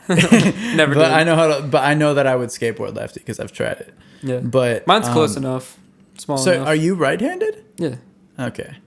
Yeah. No, I can't. Even with But you've never played like a lefty drum set. No, You should. I didn't know they existed. Yeah. How much like drums in total have you played? Well, if I play golf lefty and I bat lefty, I might not be bad at drumming lefty then. Yeah, it's more Because in it's the, like fine motor movement. That's like But the same thing as golf. even more than that. It's more how your body's sitting to play. Because Interesting. you have to 'Cause to I play lean drums. You left. have to like as a righty. I bring my right side farther to my left than my left. I comes use to the my right. left hand more than I use my right, for sure. So Yeah, that would probably drums be you like I have usually better, slightly like, turn rhythmic- to the left. Damn. Yeah. I have way better rhythmic cadence with my left hand than my right, and I notice it when I'm like, Yeah, you want to. Yeah, you should definitely. I mean, I could set up mine as a lefty kid. I would love to try that yeah. someday. Yeah, No, you you should. know what we should do? We should film a video where it's left-handed drummer playing both left and right-handed drum set. We should film some shit like that, because I would love to see that. Like actually, Wait, you know, what would actually be even better. actually, You play guitar righty, correct? yeah, I play how everyone always plays. Okay. If you play a righty guitar and I play a lefty guitar, we should have a guitar battle. That would be cool. Because I'm not good. I'm not good at But playing I've the other never way. played. It's dude. No, but that would be unfair. When I pick it up, no, when wait. I flip a guitar over, it feels like I've never like it. I have a flashback to the first time I played guitar. That would the be first day I owned that guitar and I Bro, played it. That would be unfair, though. No, it would be perfect. No, think about it, because I already. Oh, because you're way better than me at guitar currently. No, but you're also a lefty playing a righty guitar. Well, yeah, but that's how I learned it from the jump. But I mean, You know, like if you I learn can it hold from, my own to do enough things. But Okay. I mean, I can't whip it out where I'm like. I think we should do that then. I think we should do that then. Like here, let me grab it. Let me grab it. Let me grab it. This is why I love having this guitar that I don't like mine's not having in a case that I could just lean up against the wall, because it's always within reach. Since I've lived here, I've played this one more than any other. So like Damn. righty versus lefty. Let's see. Oh. Granted, this guitar That's is all upside you have down. to do? Well, you'd have to. No, I mean no. this, That's not the strings are technically- upside down. Yeah.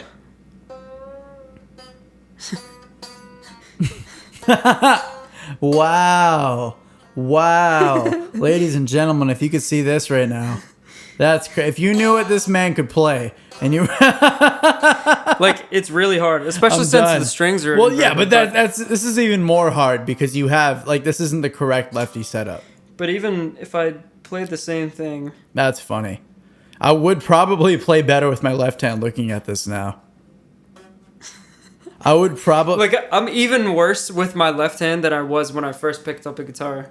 I would be better, I think, playing lefty at this point. Can I pour a little bit more of the Centauri? You could take that shit home If I get you brother. a bottle for Christmas. Yeah, that'd be a great Christmas present. That's why it's funny, Trying to because stock if I'm up. talking out loud right now, like, you could be louder than me. But if I'm talking right here, right now, ladies and gentlemen, but then I could be talking here right now and out loud, you wouldn't really hear me this loud. Ladies and gentlemen, I can't even go that low. Ladies and gentlemen, Yeah, I can go thank you for tuning in to 96.7 KRZ. Tonight we're bringing you The sweet sounds of Diane. There we go. All right, that's our intro. So, anyway, should we bring this back to let's talk about drumming more for a second. well, let's talk about our current projects more. So this Come this video that I was working on today was interesting Oh, you're because as I went through to I was trying to discover what made me tick, right? I always knew what I thought my favorite drums were, but putting them in a playlist was really interesting. And then putting them in like a narrative and then going back and being like, oh, that's what I said about it. I found that the main theme was actually, so drums are really fun to play live or in a studio or over a beat because Over a they beat. do one of two things and they're kind of the same thing but two sides of the same coin. Drums get to set the dynamics and the attitude and the character of everything that's going on, like the cues that the drummer does.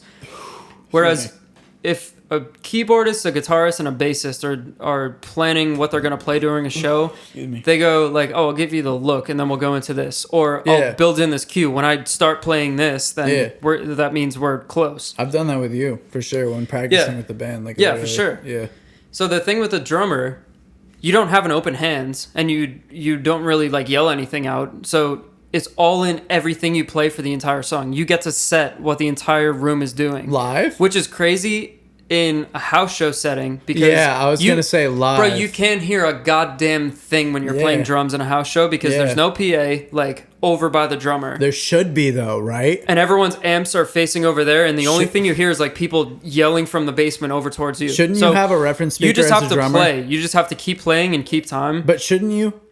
Don't you think you, as a It drummer... would help. It would help, but in those No, scenarios, I mean, it's more like Don't like you think run you and gun. should at least have one, though, being the one keeping the What, a beat the metronome? entire... No, a reference speaker. A small Oh speaker. yeah. No, for sure, that would be ideal. Right? Yeah. But it never happens. Never happens. Yeah. I've seen... So okay. I could never hear what anyone else was playing, and I'd kind of just like I'd try to visualize like what they were playing based upon like what they looked like, but I would just try to keep the same pace, but mostly focus on the dynamics. Like, do I want to build up more? Like, is this place trying to blow off, or is it like real quiet? See, that's cool. But you're controlling. I the whole... always knew that. The thing that I discovered today was the drums. By doing that, they set up the other instruments to come in for what they should be. It's like they're setting the instruments up to shine almost and like fully blossom. Yeah. You know, which it's interesting because I came to this one song, the Explosions in the Sky, Memorial. My guy. That's the exact opposite because the guitars do everything and it allows the drums to come in. Which I'd never realized that. Dream rock. It's crazy. Dude. For real. No, honestly, like... And you were saying before about the drums That's in what your I'm saying. production thing. So what do you think? What do you think matters more when it boils down to it? Like a life or death situation. What matters more? The drums or the instruments? No, you know what? Wait, let me rephrase that. Let's give three there. So my answer to that is the character. Well, yeah, no, but let's say you have great drums, you have great instruments, but this is like an impossible scenario. Maybe it's not. Maybe you make all the instruments and you go to a drummer and it's just great and it works out. Maybe you're a drummer, you have great drums. You go to these guys that can play instruments and it's great. Like maybe it just works out like this. Which one? Do you think the character alone is statistically songs can be stripped with drums easier, but yeah. There are also great songs with only drums and voice, or just drums without any voice, or instrumentals where it drops out on the drums of the main instrument. It's all how you present it. They're different. But I mean, again, statistically speaking, it's easier to strip the drums from a song and release it as a different version. But that's the thing, you know, like in that. If you took Uptown Funk and you only had the vocals and the drums, it wouldn't be as good as Uptown Funk with no drums. But there's basically no instruments in Uptown Funk. Still, that's why it would be cool. Oh no, Bruno Mars. I'm thinking, never mind. Yeah. You know, I think the fourth option I would say is, I think vocals, if you are aiming, if you're trying to make content to write over, I think the vocals are probably the most important part. First, I disagree because instrumentals are some of my favorite songs. Well, I agree. And even people that have vocals, their instrumentals are great. In creation phases. I think it's more the overall groove and feeling, which is the character. You can create that with your voice, though. That's what I'm saying. Yeah. It comes down to that, whether it's an instrumental, a vocal, anything. So you anything. still think the thing that matters the most is the groove and the character, like the soul of it, really. Yeah. I would agree with that. I would completely agree with that. Well, that's beside the fact then. If we both feel the same way about that, then what do you think? Like, let me just give you two different scenarios then. Like, let's say you want to make that's flawed. Let's say you want to make a track. Actually, let's say you want to make a track, and then you don't know whether it should go with the drums or the instruments first, which again, I've never found myself in that dilemma. Neither have I. Okay, because I give myself too many options and I'm like, oh, I haven't done this in a while. Should probably do that. And then before I know it, I'm like, fuck, I have like 6. Neither have I. But let's say for some reason in the blank universe, you do get this dilemma. Then like, do you think you should build, like, do you think it is blank easier? project syndrome? Do you think not it knowing is what to add easier? first? Let me just say it correctly. Do you think it's easier to get? This is so hard to ask. This is different upon every situation. Literally every single situation, like this could be completely different, and that's being a producer. But like, do you think it's generally like let's say overall statistically now? Do you think it is easier to get some soul going, some character with an instrument or with a drum set? So like with a keyboard, with a guitar, with like overall any melodic instrument you could play over a drum set. What do you think is easier to get into character? Like to not to get into character. Let me clarify, not to get into character. I want to say a melodic instrument would be easier because it's more particular, but I think the correct answer would probably be drums because you can use those drums over multiple melodies. Yeah. It's so difficult. I don't think there's an answer to it. So I don't know if I like that answer, but that's probably what the correct answer is. Yeah, no, I don't think there's an actual answer because of exactly what you said. That's like literally, oh man. Like that, like I export all my instruments from the beats I like, and I like as a group, and then I export all the drums as a group, and then I export all the drums without the bass. So they're actually, and there's way more times that I'm reaching for drums that I've used to figure out what samples are in them, and I just like place them over a melody. Then there are times that I'm grabbing melodies that I made and putting them over drums. But all right, before we wrap up, I thought of a game we could play real quick. Let's choose an artist. Doesn't necessarily have to be your favorite of the time, but just like when I say this time period, what do you think of? Cool. Okay. All right. Yeah. Composer. Bach. Hans Zimmer. Oh. Hans Zimmer. Ooh. Hans Zimmer. Yeah. This is why it's interesting because if you think about what's your favorite, you think about a bunch of things first. But this is cool because we're going to say what we associate those as Immediately, first. yeah. I'm trying to. If I think of composer, I'm like Bach. wait, let me take. And then I'll let think me- Beethoven. Oh yeah, Mozart. Yeah, let's get. I got this whiskey in hand too. A good way to take us out here. Okay, All right, wait. so we said composer. You said Hans Zimmer. That's a great. And you said Bach. Yeah, it's a great association. But I'm with not them. gonna lie to you, man. I like Hans Zimmer more than Bach, and that's a lot to say, but I really do. Hans Zimmer is dope. Hans Zimmer's kind of creepy too, but we don't know that Bach Okay. wasn't. Go ahead. Oh, yikes! Let's do. Let's jump around a bit. I'm not gonna go in. Jump in time order. Jump around. I have that sample, so I know you showed me that.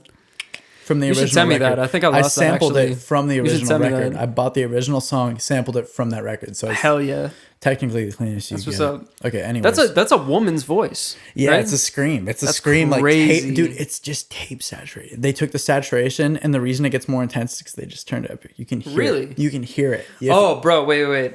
I saw this video of Paul McCartney today playing a mellotron for people. yo, The beginning of bro, it's crazy. he has the right? stock thing that he plays Yeah, for people, but then bro. he plays Strawberry Fields. Yeah. And he goes, "Let me take you down to, 'cause I'm going to." It's and ridiculous. He moves that pitch knob that I never knew existed on the mellotron, and he was holding the same chord, and it went down. Strawberry Fields. Oh my god, my mind was blown. Ridiculous. All right, next one. Yep. Beatles songs. Hard Day's Night. Oh, Yellow Submarine. Because I Yeah. learned it when I was like 5, and it made me happy about life. I think the best Beatles song is Paperback Writer, because My- that bridges the gap between what they were before they were the Beatles and who they became after they were the Beatles. That is like the mid moment. My favorite song by the Beatles. Paperback Writer. Yeah, it's gorgeous. It's gorgeous. But all that's the hard thing is all their shit's gorgeous. All of it's Oh gorgeous. yeah, that's But the common theme. They're all I think beautiful. my favorite Beatles song would be the entirety of the Sgt. Pepper's album. Yeah. What's your favorite Honestly. one from there? I'm not I gonna like- tell you. I like A Day in the Life. I like That's the whole crazy. album. I do like the intro too. The story of the day that album came out, Jimi Hendrix played in London and the Beatles went to see him. He was late on stage by like an hour and a half, 2 hours because He was just learning- got the vinyl and he was like learning the intro with the bands. Which, and he by came the out, way, he for- played that song first and then he got a standing ovation from I think George and John were there or something. I forget who's For there. people that don't Great realize moment this in music time history. period. Oh for, my For God. people that don't realize this time period, for Jimi Hendrix to get this album the day it came out on vinyl, It was 66. he I might think. have got it sent to him. He might have, but even No, he then, got it from the store. He walked Okay. down to the store. So the day it came out. Jimi Hendrix, the day this record came out, got it on vinyl. He just by chance got it in record stores the day it came out. Jimi Hendrix just He walked heard they down were to- going to be there, and he got the album. He was like, we should play this. Yeah, but what are the chances? It was 20 years ago today. What are the chances that Jimi Hendrix walked to a record store and they actually had it the day it came out on vinyl? That they got the 100%, shipment? dude. It was in London. Oh. It was probably the fucking... Oh, we're not probably in had the US. 100 of them in the window. No, we're not in the US. We're not in the US. Even if we were. Even in the U.S. Like, No, but they they had might've- different releases for the they American might have got the US. Even shipment different late. covers. It was crazy. Think about it though. If they were in the US, they might have got the shipment of records late, like a day. True. Like I don't think it would have been like that's crazy that Jimi Hendrix the day of was able to get this thing on. If we could go down Yeah. to a record store right now and the day of get an album the day it released, we would probably still be doing that. Dude, it appears on our fucking Spotify. I know, but what if we knew we could get it from a record store the day of? We would probably go down and Bro, get it. I went to get the Black Keys Turn Blue the day it came out, and I shit you not, I thought this was a fucking dream. I walk in to this record store with Jake Guerra, and we're high as a kite, both of us. We walk into the store up in Dixon City, right next to Petland. Yeah. I shit you not, this guy is on the phone with another guy who works at a CD store, and he goes, "They're back, brother. Oh man, this new Black Keys record." I literally thought I was watching a movie. It was No dude, way. If that was in That a movie, sounds that's scripted. Yeah. exactly. If it was in a movie, I'd be like, "That's too much. That's insane. That's too much." Yeah, literally. Literally. Oh And my god. he had it on the stereo too. Yeah. Over like the overhead speakers. Yeah. That's amazing. All right, next one. Next category, yeah. Jimi Hendrix songs. Oh, Purple Haze. Fucking, I know the name of the song because I know how it sounds. How does it go? No, you're not gonna get Burn it. out now, burn out now. No, Hey, all in my brain. no, it was something he Foxy Lady, I would say second. it was either a cover or a rendition of a Muddy Waters song. See, I'm completely off, right? All Along the Watchtower was a Bob Dylan song. That's a famous one. Rolling Stone. He never officially released that, but there's a version of him playing Rolling Stone. Well, I know Rolling Stone for sure. That's a Muddy But- Waters song. Muddy Waters, incredible, bro. Incredible. Especially I Can't Be Satisfied. I'm not gonna bullshit this. I don't think I have a favorite Jimi Hendrix song. No, we're not. That's the whole point. We're not doing favorite. We're doing associations. That's not my favorite Hendrix song. Oh, yeah. Jesus What's Christ! the first one you would think of if Well, I you said gotta Jimi restart Hendrix? it. Hold All on. right. Next one, Jimi Hendrix. Purple Haze. Pink Floyd? That's a band. Honestly, I know. It's my association.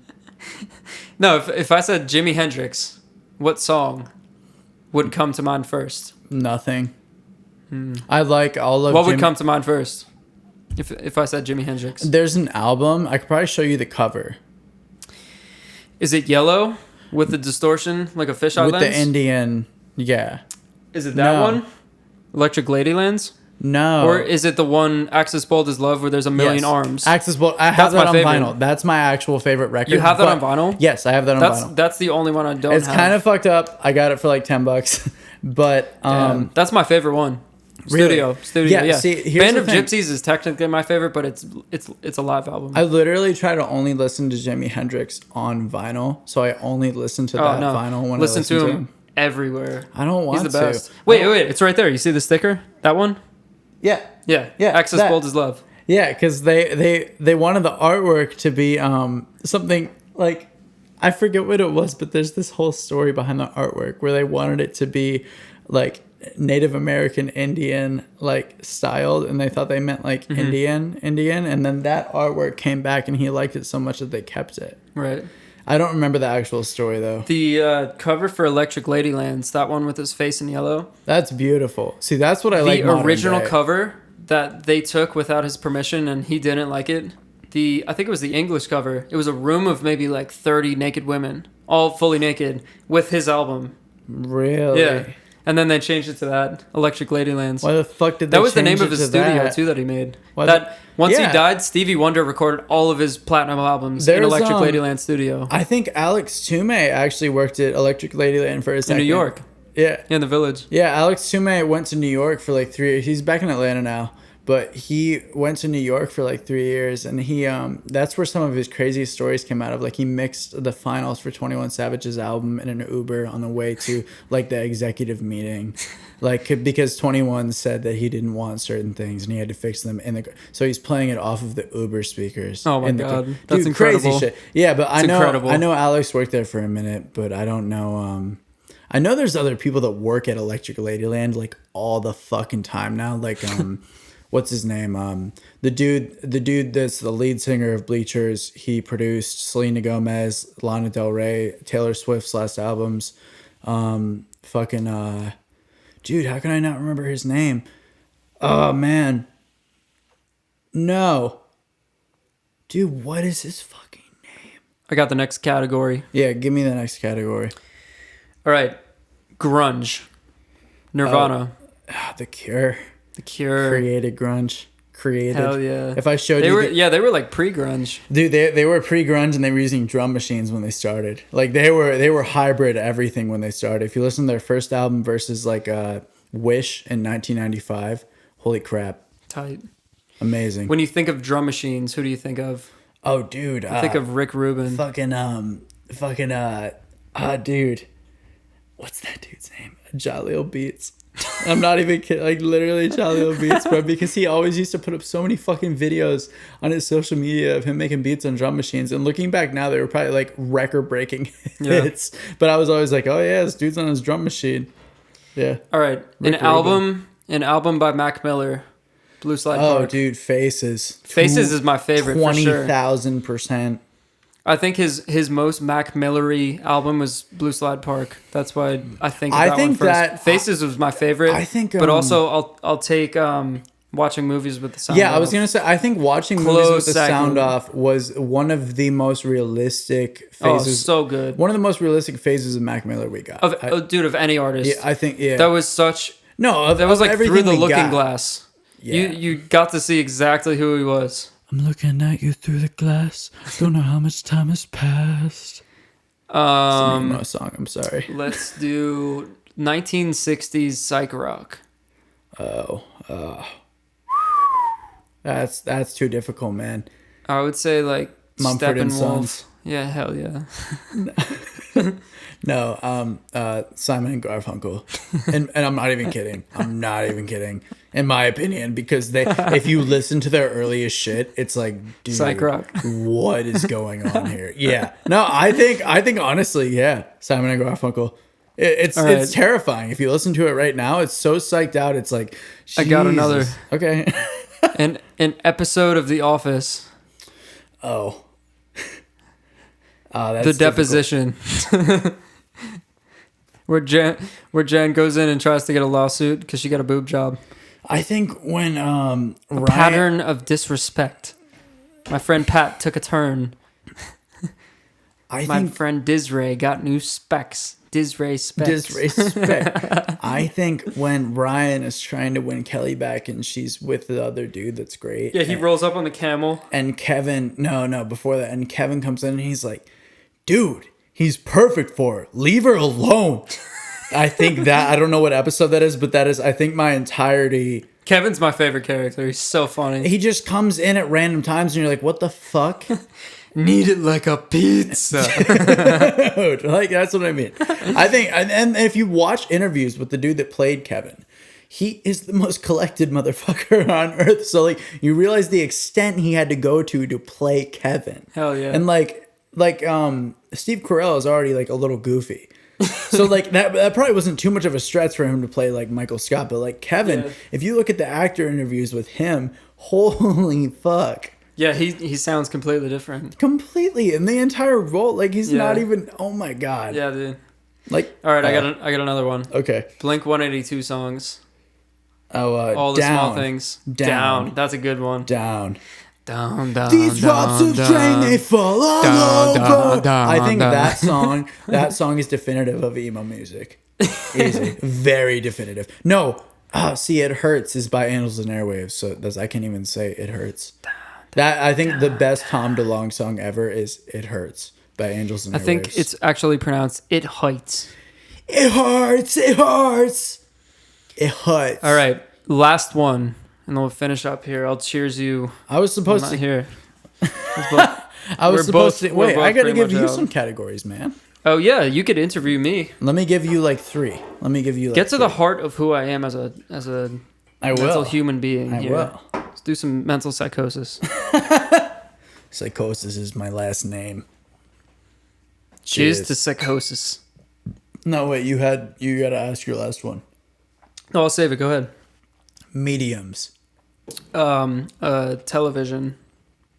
Courage the Cowardly Dog, falling asleep to it, looking away from the television. Literally. This kid is on point. We can't get past him. All right. Damn, that's crazy. You not even Vine on that tape, nothing. Not picking favorites. I'm just telling you what my brain thinks of when you say that. All right. I think I'd be more scared to watch that show now than I was as a kid. I rewatched Courage the Cowardly Dog recently, and I was pissed that I was scared at it as a kid. I was pissed that I was scared. It's definitely freaky, like it's edgy, but due to the amount of things we've seen in the modern world, it is no longer edgy, in my opinion. So, okay. I haven't seen that in years. You should watch it again. It's not as freaky as you think compared to modern day. It's not. I'm not even kidding. Okay, so no, but it's tight. I always thought it was the mind of a dog because dogs get super scared for no reason. Dude, and they think things are happening. It's based on a real story. Really? Yeah. What do you mean? There's this couple that lived in the middle of nowhere. I don't remember if it was Texas or like North Dakota, but they had a dog, and this dog would have these wild fucking things that happen.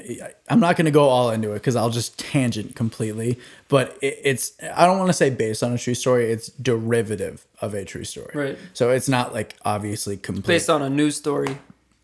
Yeah. A news write-up. It's based on a news story. So let's go to the next category. Album art. Dark Side of the Moon. Yeah, dude, how can you beat that? How can you beat that? You can't. How can you literally? You can't. They were like, we're going to beat Polaroid before Polaroid gets to Polaroid. That shit's insane.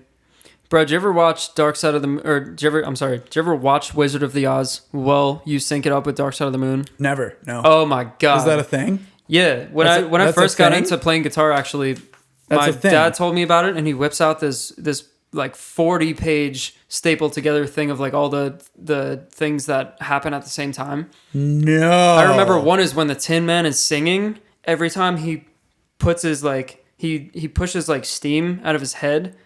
Every time that happens, the band hits a high note out of nowhere. It's crazy.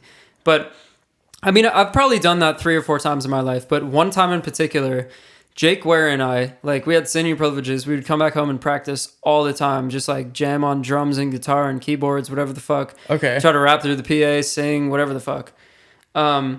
One time, he came over. It actually might have been 420, and it was probably freezing because I remember we went in his car beforehand and like we got high as a bitch. That's awesome. And Hotbox the whip. We went into the living room and we found a video.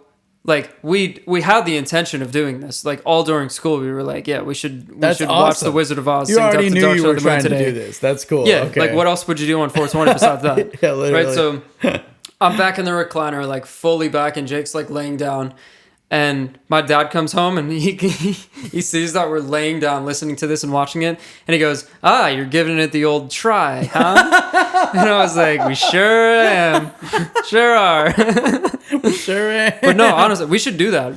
It's Pro-am? Are you pro-am honestly or, crazy. It's cool because technically the album before Dark Side of the Moon for Pink Floyd was Metal, if you look it up, Meddle, and then they made Live at Pompeii, Yeah. which was the movie. Live but at they Pompeii is also, crazy. right after like the movie came, as the movie was coming out, after they filmed the movie, they did a score for a movie. So they were used to like looking at a movie and then doing the music for it. They definitely didn't mean for it to line up with The Wizard of Oz, but it lines up stunningly. Well, no, that's what I wanted to ask you. While they were in Abbey Road recording Dark Side of the Moon, they had movies up, and The Wizard of Oz was one of them. Wait, so that came out and beforehand? even the album art, color to black and white. Wait, so The Wizard of Oz came out before this album? Oh, way before. Really? Dude, The Wizard of Oz was one of like the first. I don't know the date. I don't know the first year. successful color films. Okay. Yeah. So like 50s. Dude, I think it came out in like 39. No, color only came about in like the 50s. Swear. No, dude, there was a movie in like 1919 that had color, but they had to hand color everything. Technicolor. No. Okay, well, Technicolor came out way before, but people thought that it was too gimmicky. It so probably they wanted was, black and white. and it probably was. They thought black and white was more true, just like a newspaper. But Technicolor had to be Technicolor to be the first of its kind, you know, and then along came everything else. 1939, I was right. But like Technicolor paved the road. Like Technicolor had to happen for anything to happen. But that's what I'm saying. Technicolor was already created for a number of years before then. But it wasn't the gimmicky. first. But it wasn't popular. That's what I mean. It wasn't popular. But it had. The Wizard of Oz, it made it part of the journey, though. It started out in black and white, changed the color for her The Wizard dream. of Oz is crazy for that. See, I think it's crazier to me now because I didn't know that was one of the first color movies. Yeah. I always thought they did that by creative choice in like the 70s or something. I didn't know that came out. No, I mean... Well, then here's the thing. Like, we're with Syd Barrett just doing way too much acid that the entire album ended up syncing up with... No, Syd Barrett was out by then. Oh. He was out before Metal even. Before Dark Side of the Moon? Oh yeah.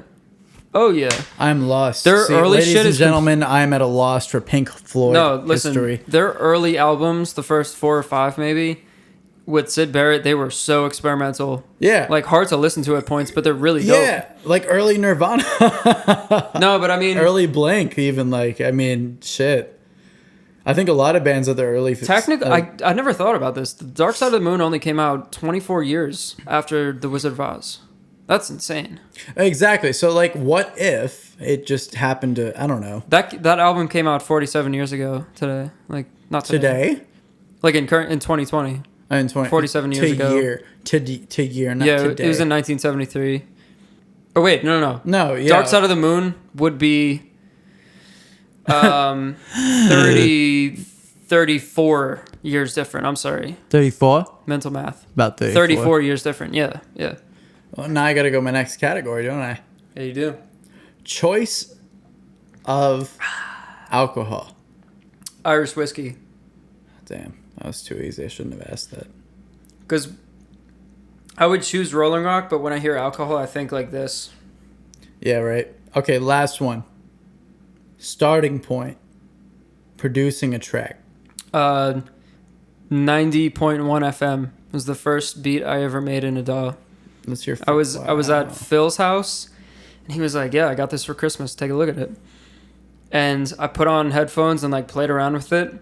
I made a beat, and I sampled this recording of a Philadelphia like radio station that he recorded on his iPhone. Sampled that, made the beat, and then I turned around after like an hour and I was like, "Hey, I made a beat." He was like, "Holy shit, like you actually made something?" And from then on, I was sold. That was the best answer you could have given me. That was the most introspective. Hell That was incredible. Okay, now ask me your final. So mine is much less profound. I had Far to ask you less. profound shit. You're profound. Far less. So the one I was saving is hold states in the United States where States in the States, you say? a state where you would encounter a bear. Oh, Montana.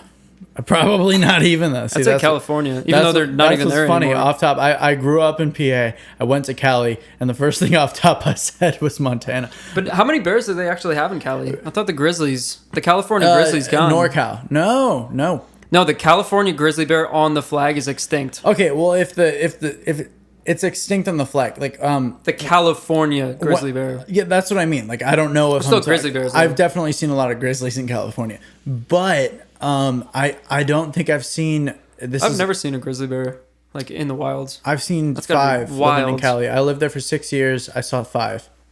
Dude, living in the It wasn't Poconos, 6 years. I shit you not. No, it was 5. Growing up in the It was 5. Poconos, I only saw a bear once with my own eyes. I was in a circumstance where bears were involved Did you probably grow like up? 12 times, but I Okay. only saw the bear once. But do you grow up at the house? Yeah. That you're okay. Yeah. See, I did not. So over in Goldsboro, I saw at least 5 bears by the time I was like 10, Damn. and a bobcat that looked like a jaguar. Ooh. Yeah. Never seen a bobcat. We had Bad cat. I've heard coyotes, never seen them. We had a backlight on our house, like one of those security lights. And it turned on, and it was like around the pool. I don't even know how late it was, but I would stay up late from an early age, easy. I want to say I was like 8 You get years old. Alzheimer's. I want to say I was, no, it's the ADD. You don't get it. You don't get it. Alzheimer's. No, I already have Alzheimer's. I have ADD. So, already prone to that. So, I'm 8 and I'm shutting off this back light and I see this fucking tail like this long that's black whip over. So like I'm sitting here, okay? I'm standing here in front of a door and out here like by that garbage can is like the pool. So Right there. like by the garbage can. Let's say the garbage can is the pool. Like right there. Yeah, whatever. And the power strip is the diving board. So I'm looking out the back window of our like door to the back to the pool. And I go to turn this light off, and like by that power switch, I see like literally a black tail like this Jesus long, Christ. just like whip up like a Scooby-Doo fucking cartoon. That's like lit- 5 feet from us. So then, like a month later, you know the Epiphanos at all? Yeah. So I'm Mike and Tony. Mike and Tony. Mike and Tony. Yeah. So we're going through the woods with Mike and Tony, Anthony to me. We're going through the woods with them, me and my brother. And it's just them. And we're just like looking There's for a Mike and Tony's gyro place down here. That's why I said that. They're literally Mike and Mike Tony's and, that's the gyros. best part. They're literally Mike and Tony. Yeah, Mike and Tony. Yeah, Mike and Tony's gyros. Come on down. 350 for dressings. Cash only. Don't eat it in here.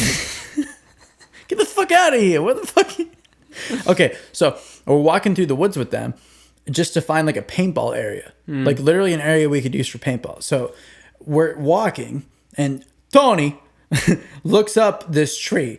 And then we all look up because he's like on the ground trying to pick something up and he hears something move and he looks up and we're all behind him and he looks up and there's this fucking like cat, like this fucking, maybe like this long in this tree sitting up there. It's a bobcat, black bobcat. Did not even know they existed. A black bobcat? Black bobcat. Holy shit. Yeah, sitting I up didn't in know this that tree. existed. That's So- terrifying. So then this tiny cat under the tree comes around the corner and like looks at us and like it looked like a fucking kitten, but like it was a bobcat child.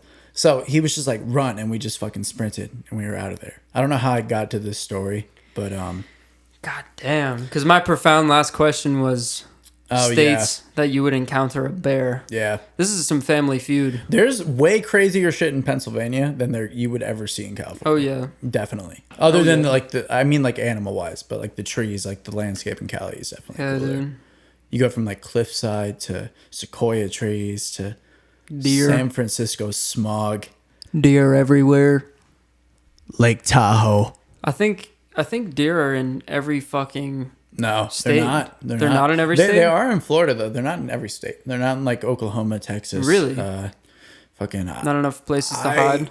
I think there are deer in Colorado. I think I'd be wrong to say there weren't, but my friend I'm Mitch, sure there is. my friend Mitch hunts in Colorado, and there's elk there. And Oh, I yeah. didn't There's elk in realize- PA somewhere. But he goes elk hunting like regularly.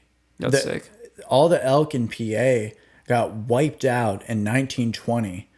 Really? Yeah, for like purposefully, because I thought I actually have no clue why. I'm not going to bullshit that part of this, but I know that because Mitch told me about this shit, and I was like, no way, there's like no elk here, because I know there's elk here. So I looked it up. They were all wiped out in 1920, and then like 1987, I believe they started repopulating them here, and yeah, so now there are like 700 elk, I think, in totality across Pennsylvania. So there's definitely not a lot considering how big this state is. It's like literally half the size of California, but tilted the other way. But yeah. So, plug yourself. What stuff do you have coming up? I have an entire LP with Lucas Daytona coming out. It's going to be 10 to 12 songs. Daytona. Yeah. Lucas and the Hazel Effect. Yeah. And the Hazel Effect. Stores near you. In January. But before that, I have a single called Paranoia coming out December 14th. Paranoia. Yeah. December 14th. Paranoia. It sounds a lot like a good Charlotte record mixed with some good self-destructive, depressed verses. Of the Yeah. rich and the famous. They're always complaining. Always complaining. You could find my music, all my beats, all the beats I make that I don't sing over. They're on the hazeleffect.love. Just go to that website, the hazeleffect.love. That's everything you could find about anything I'm doing. What's your home address? Social Security. Home address is 45 suckyowananus.com. And, I've been there. Landscaper, Georgia. And then my phone number or my social security is Ricky Dicky Doo. Okay. One last cheers. Goodbye. There's nothing in here. Get the fuck out of my house. How about No, you but get the for fuck real. out of my house? Get the fuck out. Wait, can I send you this shit now, bro? I wanted to Oh, show yeah. you this shit before that was fun. I like that. Yes, send me that.